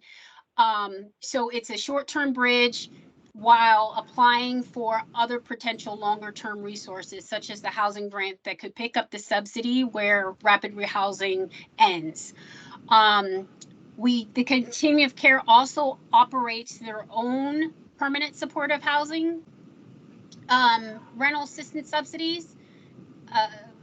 Okay, yeah. So this is an ongoing rental assistance, and it's primarily to support households with disabilities and those that are chronically homeless. I've already covered DHS's permanent supportive housing program for those that are disabled, either seriously mentally ill, have substance disorders, and Housing Choice Voucher we also previously covered. So we can go ahead and go to the next slide. All right. So as I mentioned, the study was birthed under the county manager's recommendation to study the housing grant's purpose, the configuration, and to provide recommendations to the county board. These directives were also codified in the Affordable Housing Master Plan implementation framework. And so developing a proposal on which eligibility should be expanded, and also taking a look at the market rents was called out, as well as identifying the program's effectiveness in meeting the housing needs of our extremely low income households. And I will pass it to Caitlin for the meat of the recommendations in the study. Thanks, Nicole. Sorry for the jumping around. I'm also having mouse issues over here. But just to provide a brief overview of the engagement that was conducted over the life of the housing grant study, in the middle of 2022, the county engaged with a contractor, a consultant, to help conduct focus groups. And between June and August of 2022, there were 9 focus groups conducted that included 46 total participants. And those participants covered current and past participants in the housing grants program, past applicants from the housing grants program as well, and then various stakeholders, including commission representatives and nonprofit partners and advocates in the community as well. Later in 2022, after the focus groups were completed, the contractor also assisted with the completion of a telephone survey, and there were 108 telephone surveys completed amongst current and past participants from the housing grants program, as well as past applicants. And those telephone surveys helped sort of further dive into issues that came up in the focus groups earlier that summer. Following the telephone survey, we had staff conduct internal informational interviews with staff both within DHS and within CPHD. So these were staff that work frequently in some way, shape, or form with the housing grants program. And we had 52 staff from CPHD, and then our Aging and Disability Services Division, Child and Family Services Division, Public Health, Economic Independence, finance and information systems, and behavioral health care. Now we're kind of in the recommendation review phase. We have conducted county board and county manager briefings. We're going to various commissions, starting with the Housing Commission tonight, and we're also gathering some additional community input. And then from there, we will have the final report. So just to provide an overview of the recommendations that were included in the housing grant study, there are 17 total recommendations, and they cover 4 categories: eligibility criteria, staffing, program requirements, and program operations. And as I think was mentioned earlier, the FY 2025 proposed budget does include funding for a couple of these recommendations, including funding 12 transition-aged youth and youth aging out of foster care for up to 36 months in a special pilot category, and then 2 additional housing specialist FTEs. So an overview of the 17 recommendations, I'll provide that quickly.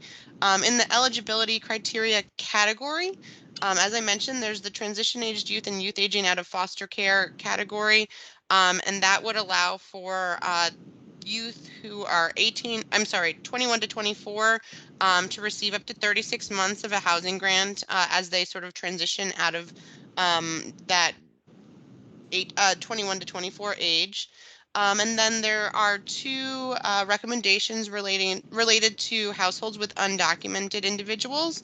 And it's sort of broken into 2 because there are existing households that do have mixed status residents. And so the first of those recommendations recommends sort of making those households whole. At the moment, they receive a prorated housing grants benefit. And then there's a second recommendation related to undocumented households, allowing for up to 50 households to receive a housing grant that are not already receiving it but do have undocumented residents in the household.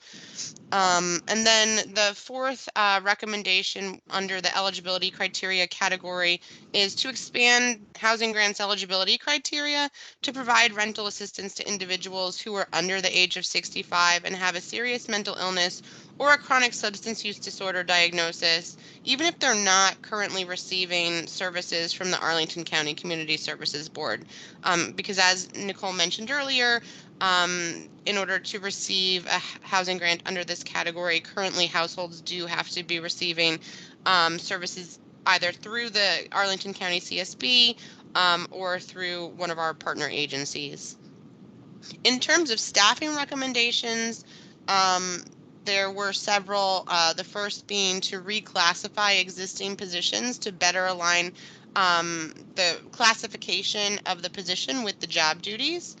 The second is to create a new senior level position, which would carry a small caseload, but also could potentially provide a lot of other services such as training to, housing grant staff and other staff in the county, nonprofit partners. They could also provide quality assurance and help implement a number of the different recommendations from this study. The third, staffing recommendation is related to creating a new position, which we call the Housing Grants Navigator, and that position would really serve as a liaison across the county and with our nonprofit partners as well, helping clients who are either applying for the first time to the Housing Grants Program, or perhaps, they are receiving a Housing Grants benefit and need assistance, talking with their landlord or something like that, or perhaps they need assistance with, submitting like their renewal documentation and things like that. And so this would be to help a number of housing grants clients who are not perhaps connected to a case manager of some sort through another program. And then in the program requirements section, there's a number of recommendations. The first being to replace the work hour requirement for working families with a minimum earned income, and that would be tied to minimum wage. And it would also be tied to the total number of working parents or guardians in the household. And so currently, the number of hours that a household needs to work is tied to the age of children and the number of parents or guardians, and it can get really confusing for households. And that's something that we heard quite a bit in the survey and the focus groups. The second proposed recommendation in program requirements is to align the MAR with 60% AMI in real time. Currently, it's lagging a little bit behind when the 60% AMI gets updated each year, and so that creates a period of time where the MARs are really not keeping pace, and so they end up being about a year behind the AMIs in Arlington. The third recommendation is inspections for non-CAF units as needed. Currently, we don't provide any inspections, and we did hear from folks in the focus groups and the telephone surveys that those would be helpful. And some of the individuals who do receive housing grants do receive inspections through CPHD, but not all. The fourth recommendation under program requirements is to decrease the client rent responsibility from 40% to 35%.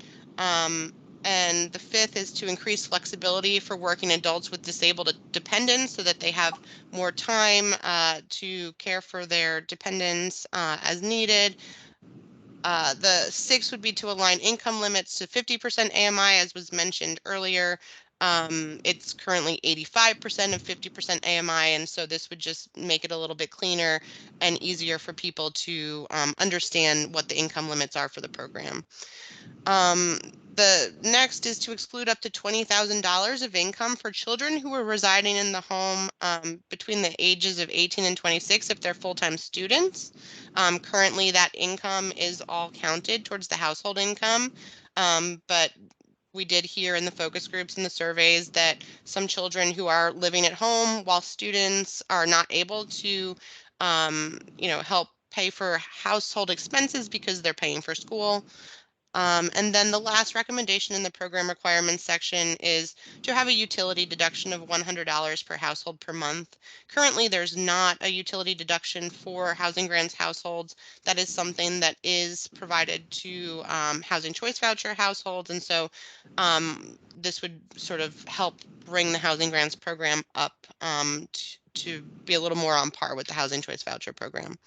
And then lastly, the program operations category, there were two recommendations. The first is to perform electronic record enhancements to allow for things like web-based applications and recertifications for the housing grants program. Nicole alluded to this a little bit earlier, but program does have the capability to do this. The electronic program does have the capability to do this, but it's not currently turned on or configured. And so this would be something that would require some time from staff and some time from the program staff as well. And then increasing staff opportunities for training and community outreach, just so that we can continue to ensure that our staff are adequately trained to work with diverse populations, and also have the ability to continue to conduct community outreach. As much as we think people know about the Housing Grants Program, there's always populations in Arlington who let us know that they had never heard about it before. So I think there's always room for continued penetration in the community. So those are the recommendations. We are asking if anybody has feedback to either join us in one of the community information sessions that we'll be holding in early April. There is information on this web page that is linked here. April 3rd will be a Spanish information session, virtual. April 4th will be an English information session. And then if people are not able to join us for one of those sessions, they can send us feedback via email, and they can tell us what they think about the housing grant study through that avenue as well. Any questions? Yes, thank you very much for the presentation, and thank you for all the work that went into the study. It was super interesting to see. I did have a question because the report didn't specify. Oh, there's public comment on this? Yeah. Okay. Alice. Go ahead, Alice. Sorry, I don't have any for this item. Thank you. Okay, thanks. So when did the housing grant program actually start? So I know the report says it transferred over to DHS in 1991, but when did the program first form?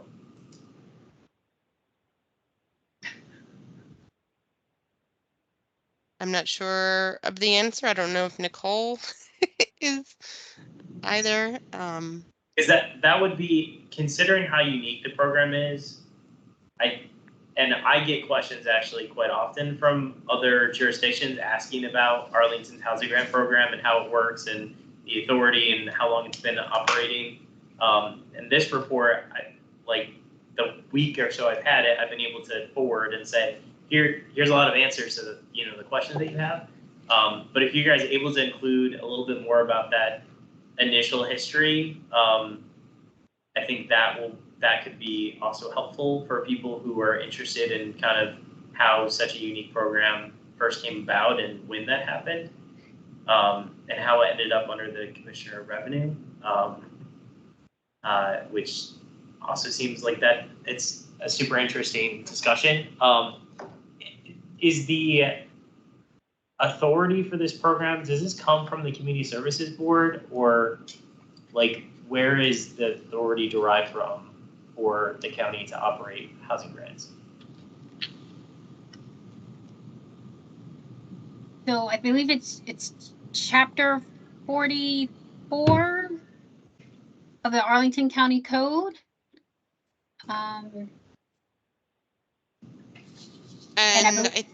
Oh, sorry. Go ahead. No, I was going to say, it looks like it's 63.2-314 of the Code of Virginia is where the local code refers. That was 62 what?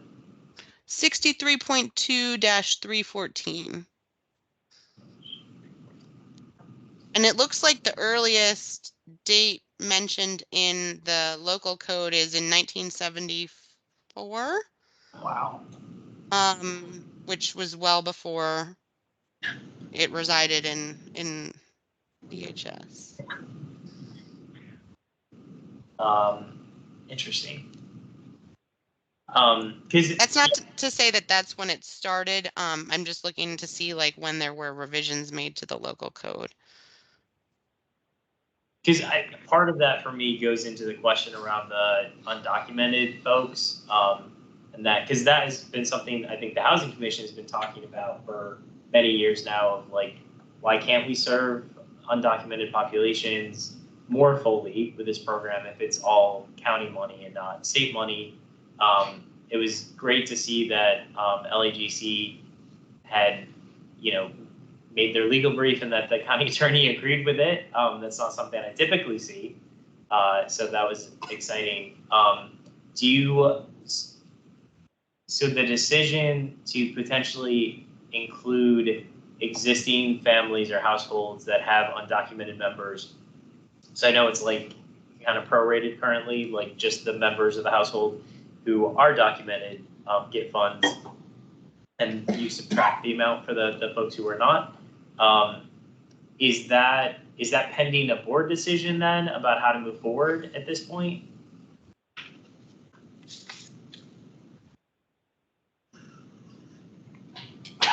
That's correct.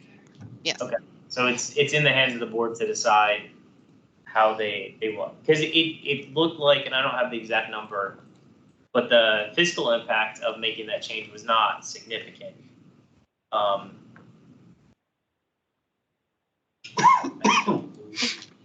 In the report, it highlighted if we were to undo the prorate for existing households, there was, I think it was less than $200,000, right, annually added to the program. But then if you open up that eligibility criteria a little larger, I think we were proposing a recommendation of a pilot of 50 so households that would be undocumented, and that is a little over roughly $500,000. But obviously, if larger than 50 households, that's a different number. Yeah, well, I just know, we talk as a community that's undocumented low-income population in Arlington is kind of when you look at marginalized and just the most in need population, like that's kind of it. So I think the fact that we now at least think we have the legal authority to move forward with that option is fantastic.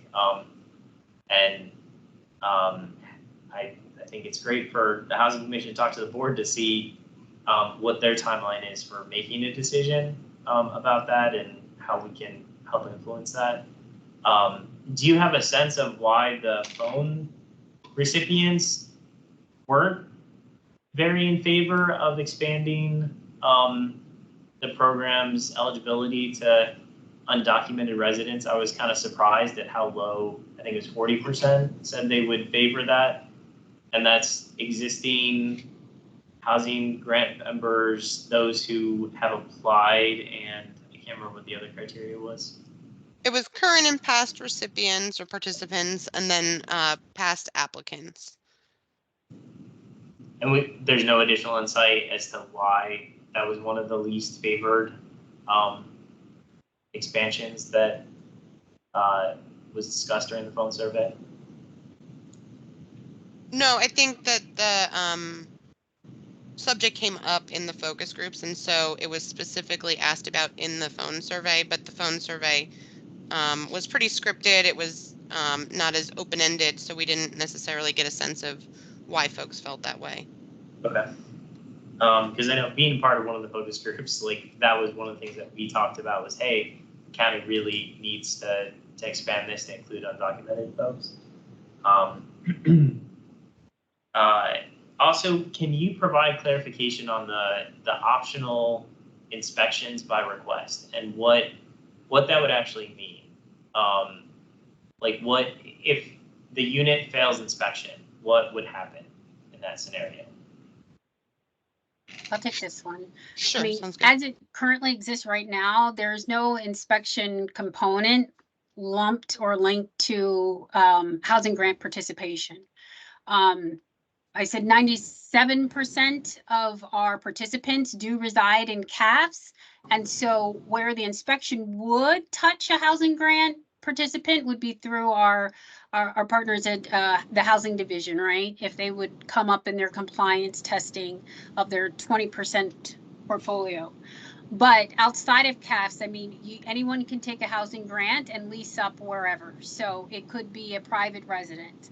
So in those instances, you know, if a participant did want an inspection, where would they go to?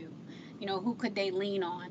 And so I think that's where this recommendation came in for those that might be in Marks or in other residents that are sort of outside the purview of a regular inspection, could have a resource to go to.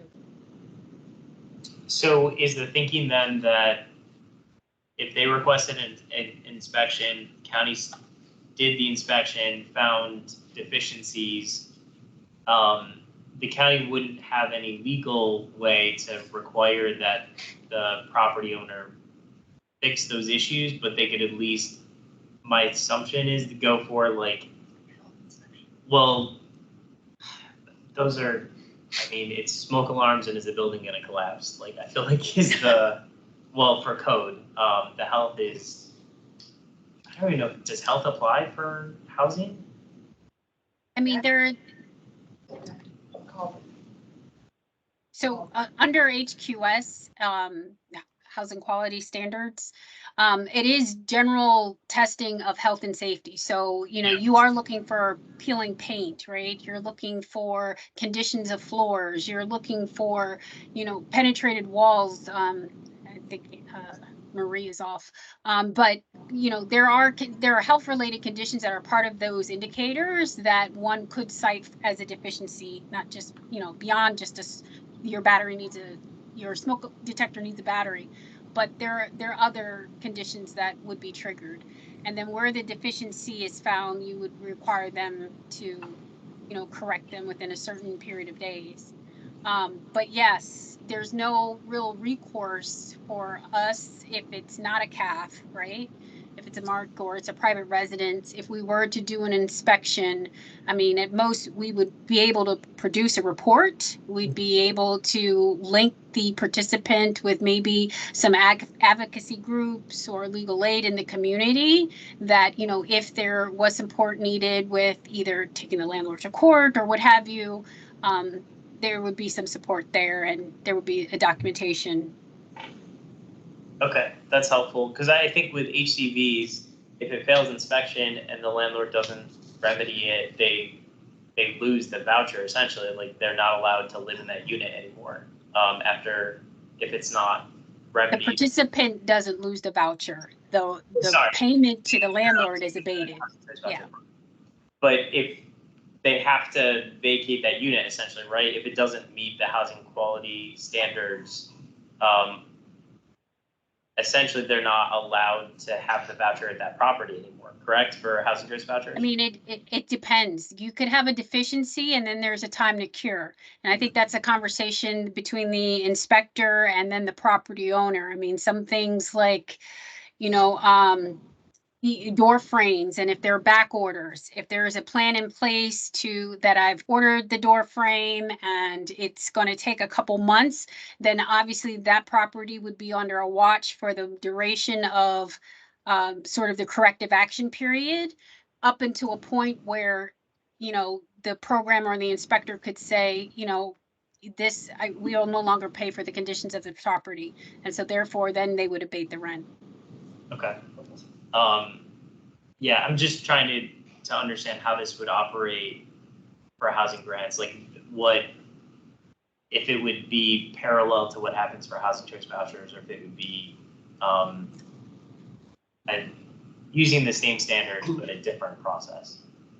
And it sounds like it would be a different process. For CAF recipients, would there be teeth associated with it then, that if deficiencies are found, then the CAF operator would have to make those, would have to remedy the situation? Yeah. Based on their affordability agreement with the county, depending on the age of when that agreement was executed, because, you know, we've beefed up the language there, I believe. But yeah, if it's a CAF, there's deficiencies, then the housing division can speak to what those compliance deficiencies would look like. Okay, other questions from folks? Got a couple, just a couple of short questions. It was mentioned that there's 100 to 150 up to 100 to 150 applications for housing grants per month. What percentage of those are actually eligible to receive a grant based on the eligibility criteria? Or based like on a year on average, would you say are actually eligible to receive a grant? That's a very good question. I don't have those stats with me, but I can get them and return them to Okay, great. And Alex.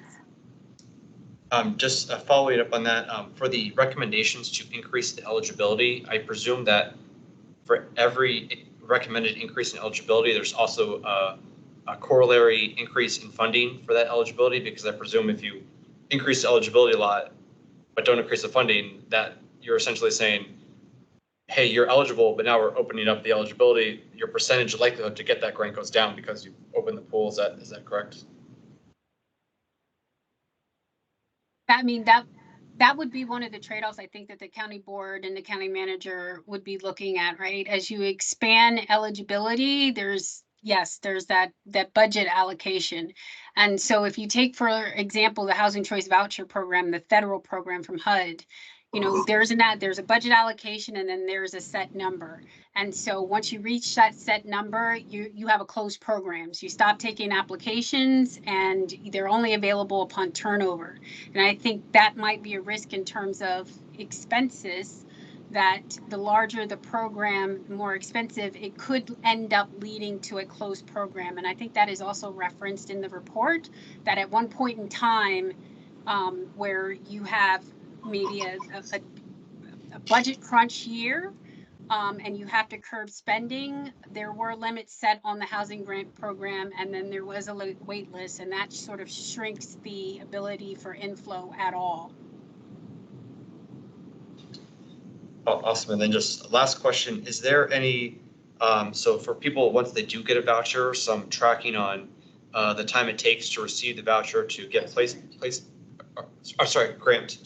grant to become eligible and then find their appropriate housing. And then there's I know, like, for, is there like a vacancy rate, estimate or that's available to say, like, okay, on eligible properties that are, CAF's eligible, or is that like hard to calculate because it depends, right, based on AMI levels and what's the funding? But is there a way to like sort of see like what's available and like, if we want to increase the amount of housing grants, but there's only, how do we kind of work with that? I think I got lost in the question. I'm sorry. Jason, are you asking, looking at current CAF residents, how many would be eligible for housing grants but are currently not getting a housing grant? No. So I in the survey, I think one of the things was saying that once they've received the grant, they have trouble finding the housing appropriate to their household size, or I don't know. Are there like the newer CAFs like go really quickly, and then the older ones are not as they stay available longer? I just would love to maybe see any more statistics on what, versus like right now, if you're saying there are statistics in Arlington, what is the vacancy rate? Okay, it's 5% are vacant, but that's like market rate. So what are like eligible, I guess it's CAFs, because 97% of housing grants or CAFs are available at any given time for someone to be able to find a unit once they get the grant. I feel like that's probably more so. Yeah, I can speak a little to it. So the amount of CAFs that we have available we do publish a list of the available CAFs each month, and that's what actually Alice referenced earlier with the large amount of Barcroft CAFs that were available on that list. So we do have that available, and obviously the housing grants would work there. To your point about new construction versus kind of older CAFs, there's a very big difference. Boston Station, which is the project that's leasing up in the next month, right across from the metro, there's 144 units, and we found out that there's like 1,700 applications on the wait list. So like new construction the demand is absolutely overwhelming. But then, as we see, there are available CAFs at Barcroft and around the county and other areas. So it really does vary. I would say usually most of our CAFs that the county is aware of are filled, very large percentage. Yeah, there is that one Barcroft thing that we're looking into though. So 1,700, can y'all tell if it's for people who are living in a CAF now, they just want to transfer? So I don't have any of the data on that. I know that I'm sure that it's both. It's a mixture of people who are looking to get into a CAF and people who are probably looking to move from an older CAF into a newer CAF. That was just some nuggets we were provided on with a tour we went on this week. But yeah, demand is very high. Of course, that building is right across from the Boston Metro Station, which obviously increases demand even more. Yeah. And sometimes people just have to move out of Arlington. I mean, I've had that with people. I don't do a lot of rental, but every once in a while, some huge family, family of 8, and they just cannot find a home big enough with the resources from Arlington County, and they end up having to go elsewhere. I mean, that's not very usual, but they show up on my doorstep, and I'm like, oh. And I have another question as far as the requirements. There's a growing number, I've seen it on several news stations, of individuals who don't quite fit that category. They call, the news people label them as the working homeless, like they work, they make a certain amount of money, but they are homeless. Is there any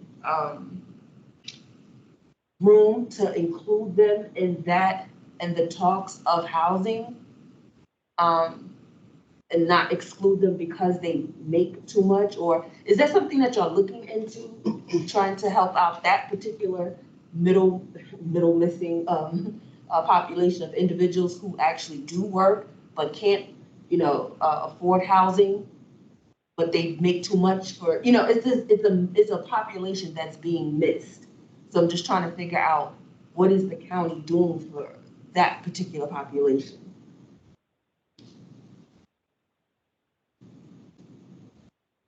Nicole, I don't know if you want to take this. I don't want to cut you off, but I think typically that population tends to be served in some of the other rental assistance programs that Nicole highlighted at the beginning of the presentation. And they're not necessarily ongoing rental assistance programs, but rather,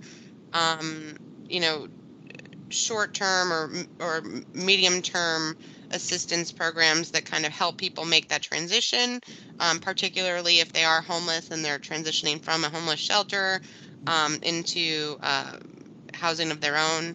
And depending on the program, they might receive, somewhere around 24 or 36 months of assistance.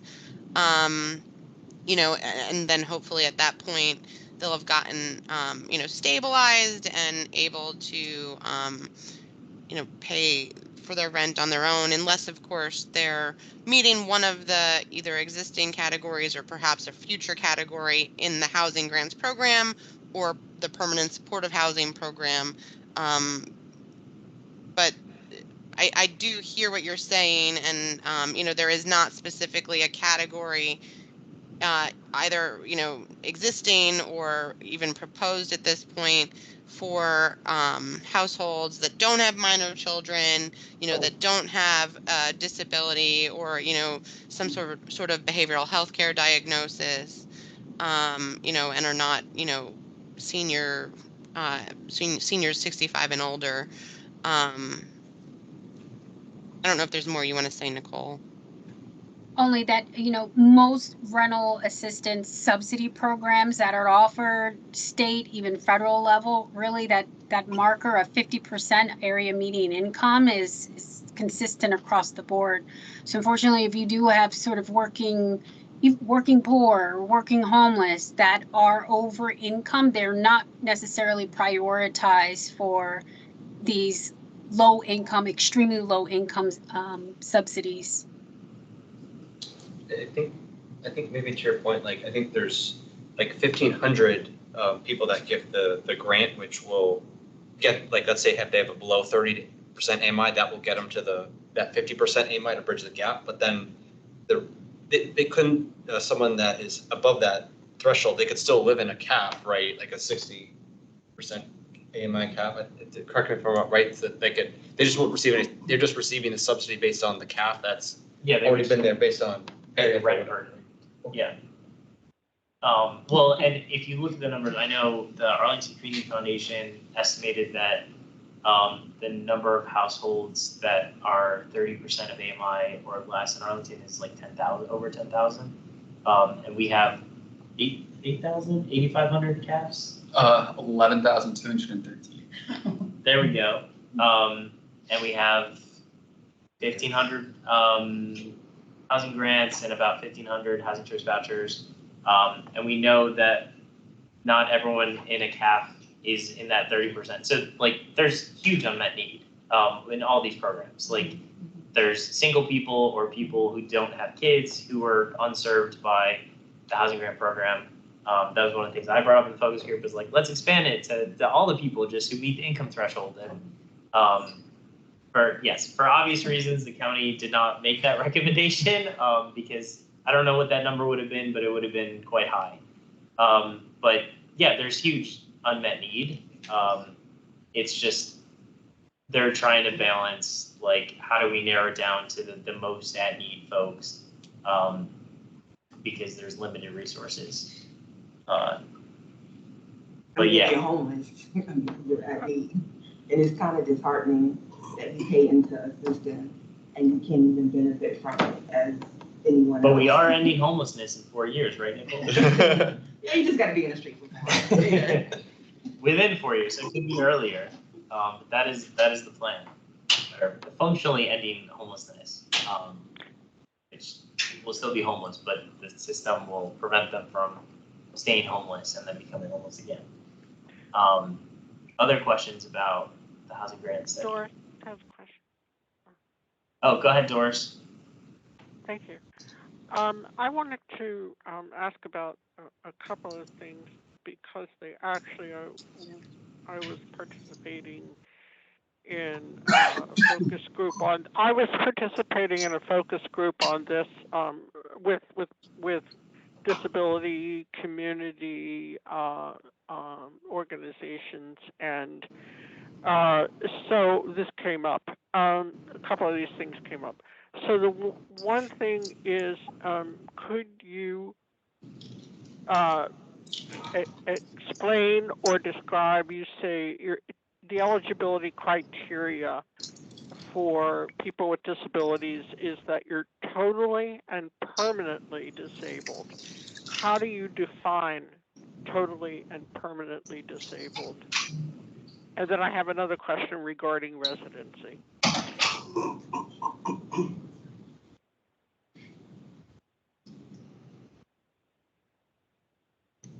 I'm pulling up I don't have the list on the top of my head, but in the administrative regulations,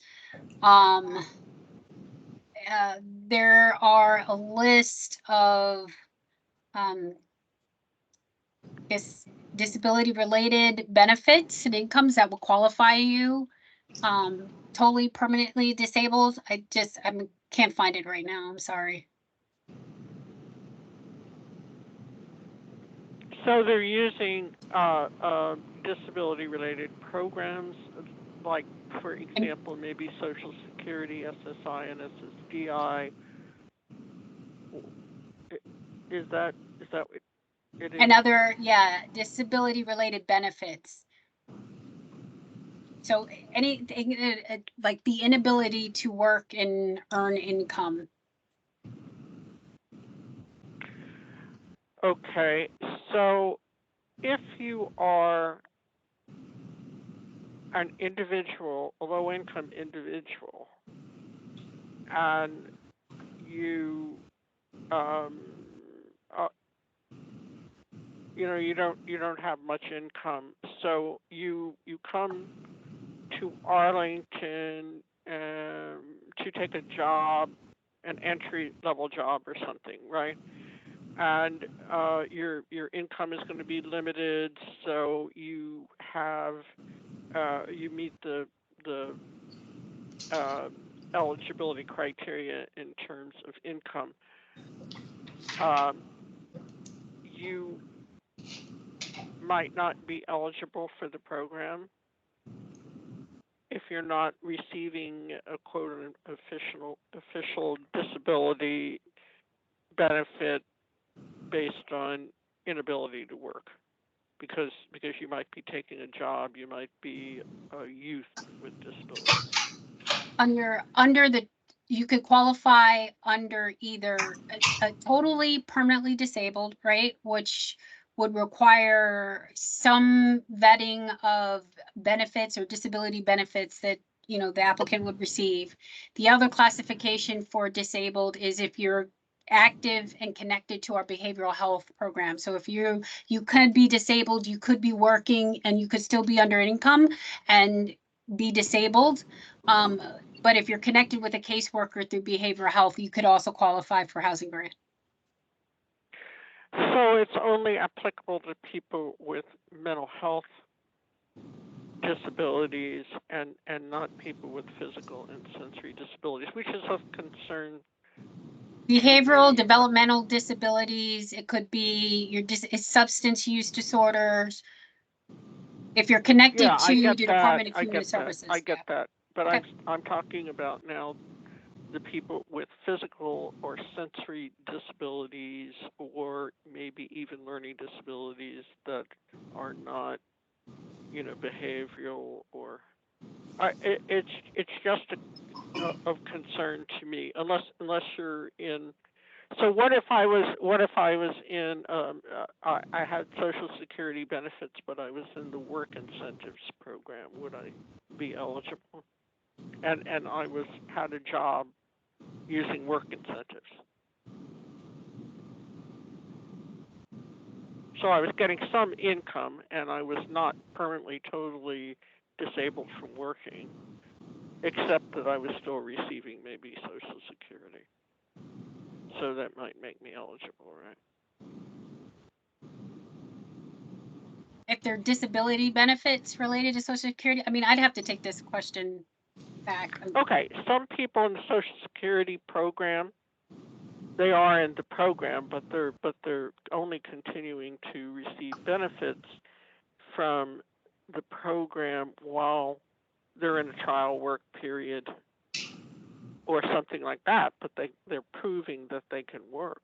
So I'm just concerned about the interpretation, but they might still be receiving Social Security benefits at that point. And some people actually can work for a very long time utilizing the Social Security work incentives, but their income they might be income eligible, but they would be excluded as a person with a disability. That's what I'm afraid of. But I want to get on.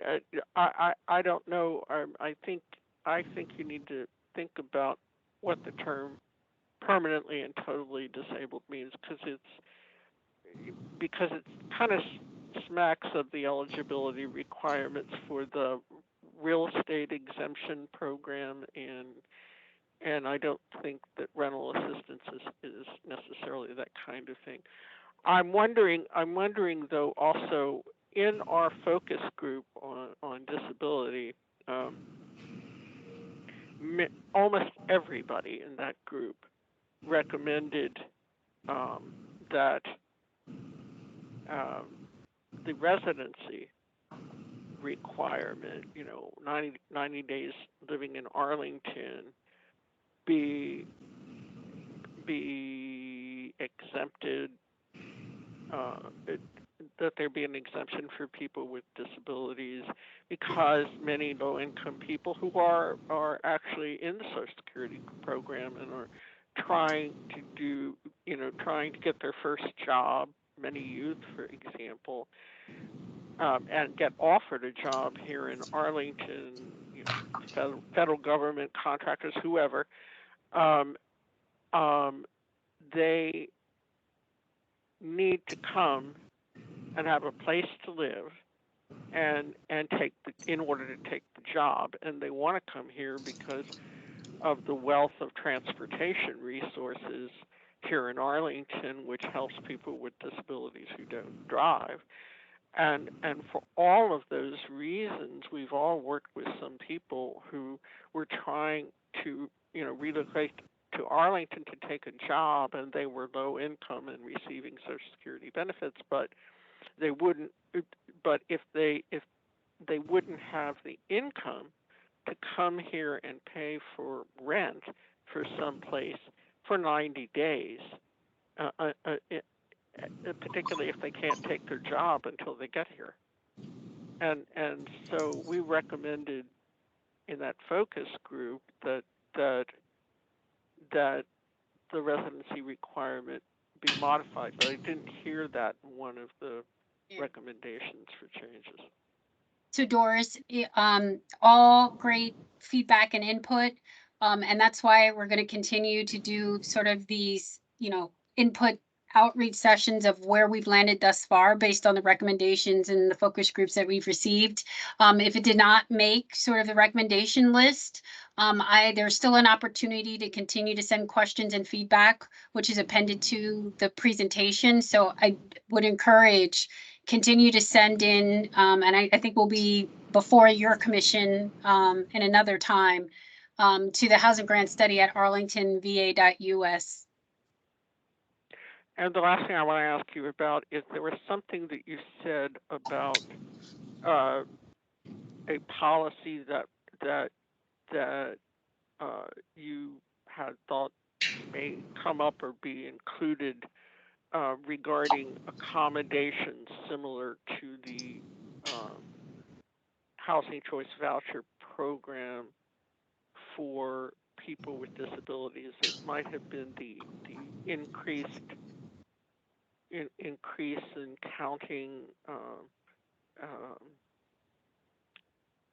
giving you an increase in the amount of your subsidy, or I forget this. There's another one. Oh, extra time to find when you're looking for a property to take your voucher, because you might be looking for accessible housing.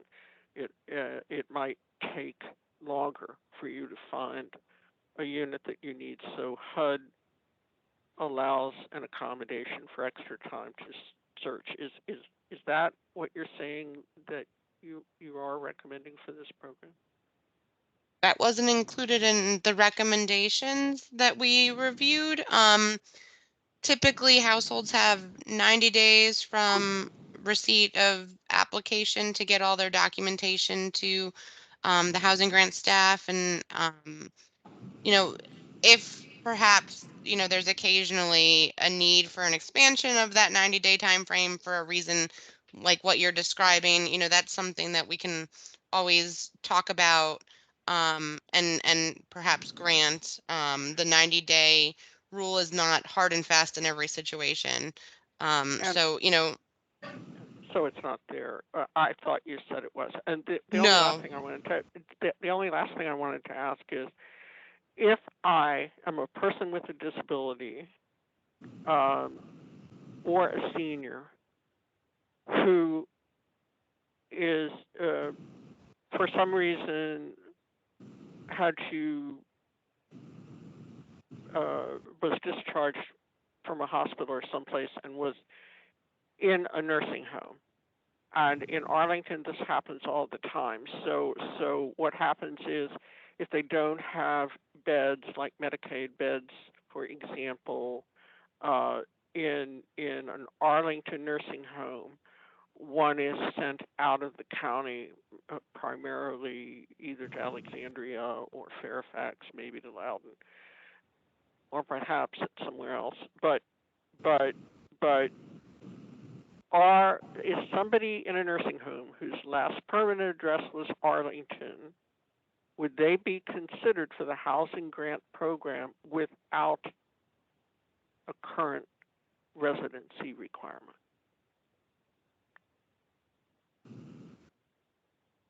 because that's one of the last, the housing grant could be used for nursing home transition by low income and extremely low income people with disabilities. So are you saying they're like temporarily in a nursing home out of county and they're trying to come back to the Well, they could have county been after there a discharge? long time, but they could have been there a long time, but nobody ever approached them or informed them until, say, even right now. But nobody ever approached them and informed them that they had the right under the Americans with Disabilities Act to receive their services in the community and come back to Arlington.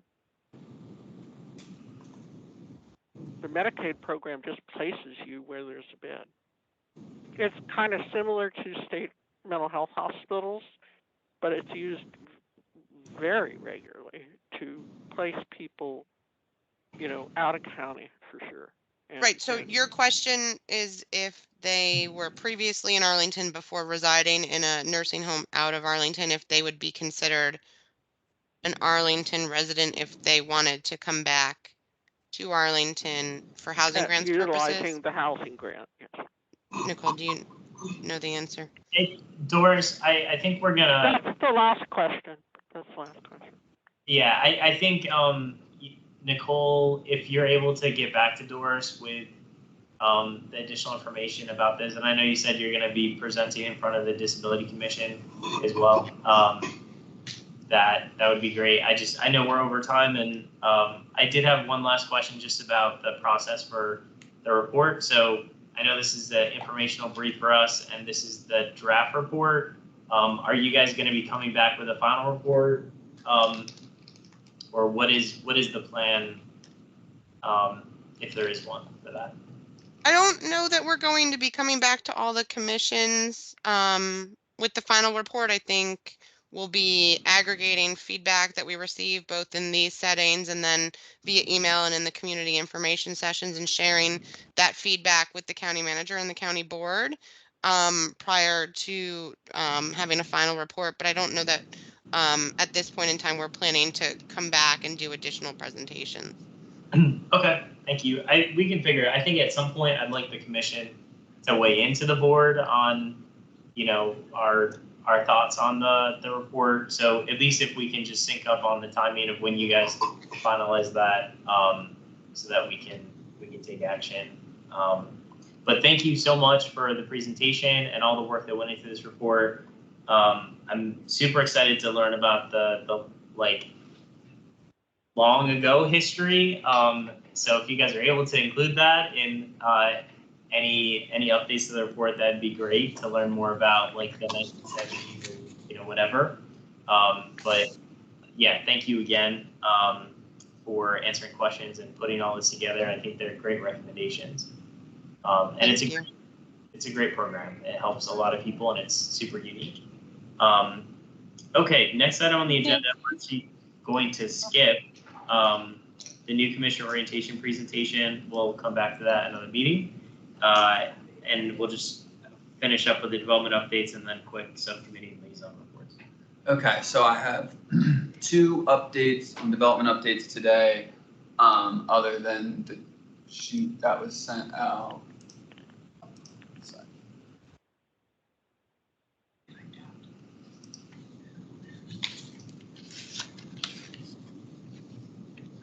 Okay, so the first one that you're gonna see likely on the consent agenda for the county board next week has to do with the Haven Amendment. That was a project that we heard back in December of 2022, but the county board approved a use permit to allow the conservation of the Haven's apartments under the Columbia Heights Neighborhood Form-Based Code and certified the transfer of development rights to transfer density from the property to the Ballston Macy site. Condition number 2 of the use permit required that the basically that the units be delivered by the last day of April 2024. Given that the recordation of the deed of declaration of restrictive covenants for the CAF agreement on the Haven site is inextricably linked to the development of the Ballston Macy site, the proposed amendments to condition 2 will allow 2 additional years of flexibility for the deed to be recorded. However, the amended language also requires that the deed be recorded prior to the issuance of the footing to grade permit. So it's really whatever is first, the footing to grade permit at the Macy's site or the last day of April 2026. There's the recordation of a deed of declaration of restrictive covenants is the mechanism by which the CAFs are required. The additional edits to condition number 2 clarify the timing is tied to the date of recordation of the deed. The proposed changes remain within the spirit and intent of the county board's approval of the use permit and associated Ballston Macy's site plan. So staff is going to recommend that the county board approve the subject use permit amendment in accordance with condition number 2. So it's basically Insight Property was the group that had brought forward the Macy's project at the same time as the Haven. It was a little bit of a complicated process because there was a transfer of density. Basically, Insight isn't ready to develop the Macy's site yet. They want some more time to close on that land. The intent was for when they close on the Macy's land to provide the CAFs. So what we're doing is basically giving 2 more years for them to close on that land. But when they do, those CAFs need to be, that conversion period needs to begin. So that will be on the county board agenda next week.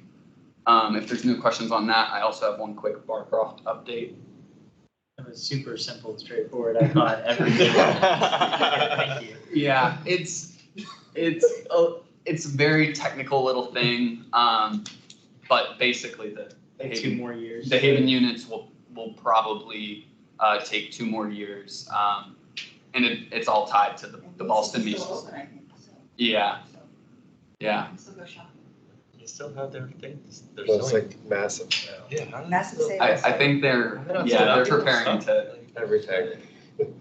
Yeah, and then so that's going forward on the consent agenda as well as a Barcroft item. So the financing commitment letter and term sheet for the first renovation phase of Barcroft Apartments, including 93 units, was approved at the December 23 county board meeting.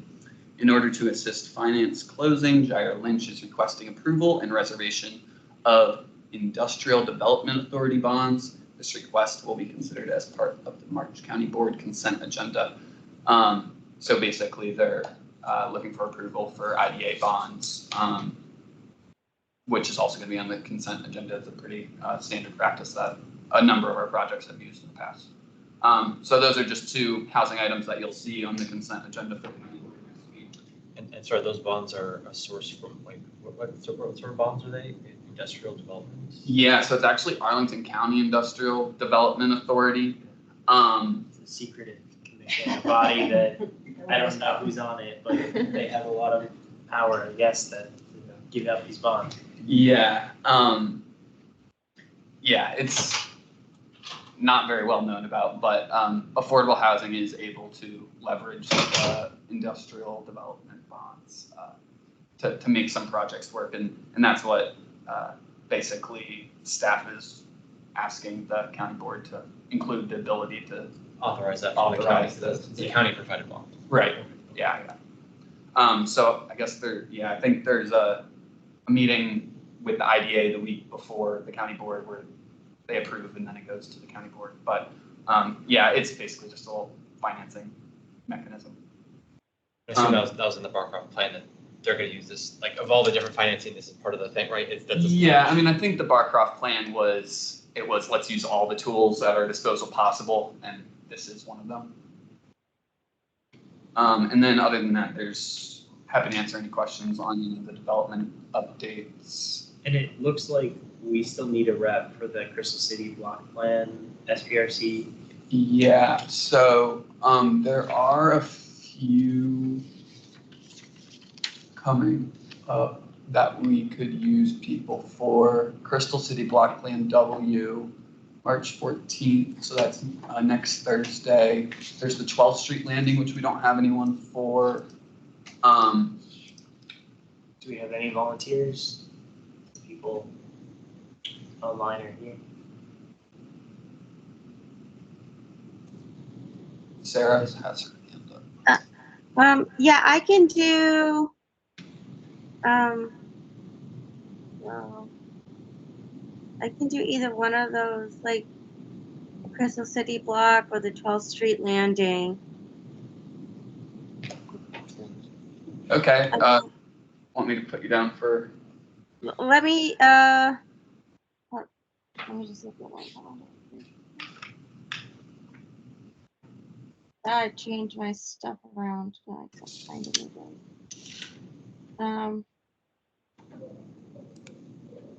Shoot. No. I should be able to do the first one.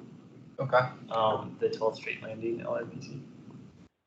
Yeah, I can do the March 14th one. Okay, great. Thanks, Sarah. Mm-hmm.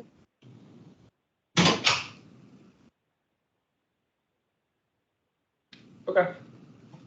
So we're at least on those next two. And then we didn't have on the agenda, there's the NSTA site, which is the site down there with Roadside and Il Reduccio and the NSTA building, which is the National Science Teachers Association. So there was an SPRC on February 22nd, but they didn't, that wasn't the one where they were talking about community benefits. The next one that's coming up is the one where they will talk about housing. I don't believe that date's been published yet. Obviously I'll circulate it when it is, but that's one of the next few site plans that we'll hear. Okay. Karen, did you have a particular interest in that one? I mean, is it virtual or is it? You can do virtual. I mean, I can do that if it, but you have a date. Yeah, okay. Sounds good. Was that it for development? Yeah, that's it. Okay. For subcommittee, liaison reports and homeownership subcommittee, any news? Nothing has changed. We're still up in the air. Okay. Our CISAC representative is not here. We don't have one for So we still don't have one for HALRB or the CSB. To be honest, I'm not sure how much our projects really set with CSB right now.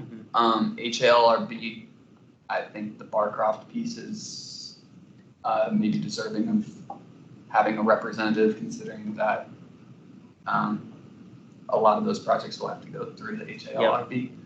So if anyone is interested in that one, I think that's the big one, and then fighting a good fight with the historic preservation folks. And what is the CSB stand? Community Services Board. Mental health. Yeah.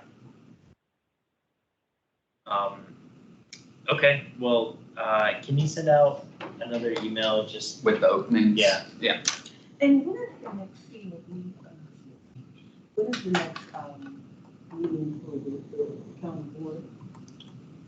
Next Saturday, so not the 19th, but something. 16th. Yeah. I think it's that. Let me check real quick. While you check, any update on C2E2? Yeah, so CTU2 stands for the Climate Change, Energy, and the Environment Commission. And so I've been in contact with their chair, Joan McIntyre, as well as with Kellen, and we are interested in doing some more collaboration, specifically doing some sort of exploratory committee about sort of sharing ideas about what kind of policies would intersect between climate and housing to be able to share with our commission. So please let me know if anyone is interested in participating in those. We might do like quarterly meetings. Yeah, let me know. We could have one other person from the Housing Commission participating in that. Because of the. We could rotate too, right? Like yeah. A group that we trade off. Yeah. Well, only 2 housing commissioners can be in any one place at one time. Yeah, unless we do all the public notices. I think we might. Okay, so yeah, if it's an official subcommittee, then great, more could join. Okay. Great. Okay. Well, I think meeting adjourned then. Thank you all. Thank you. Good discussion. Thank you. First meeting, it's like.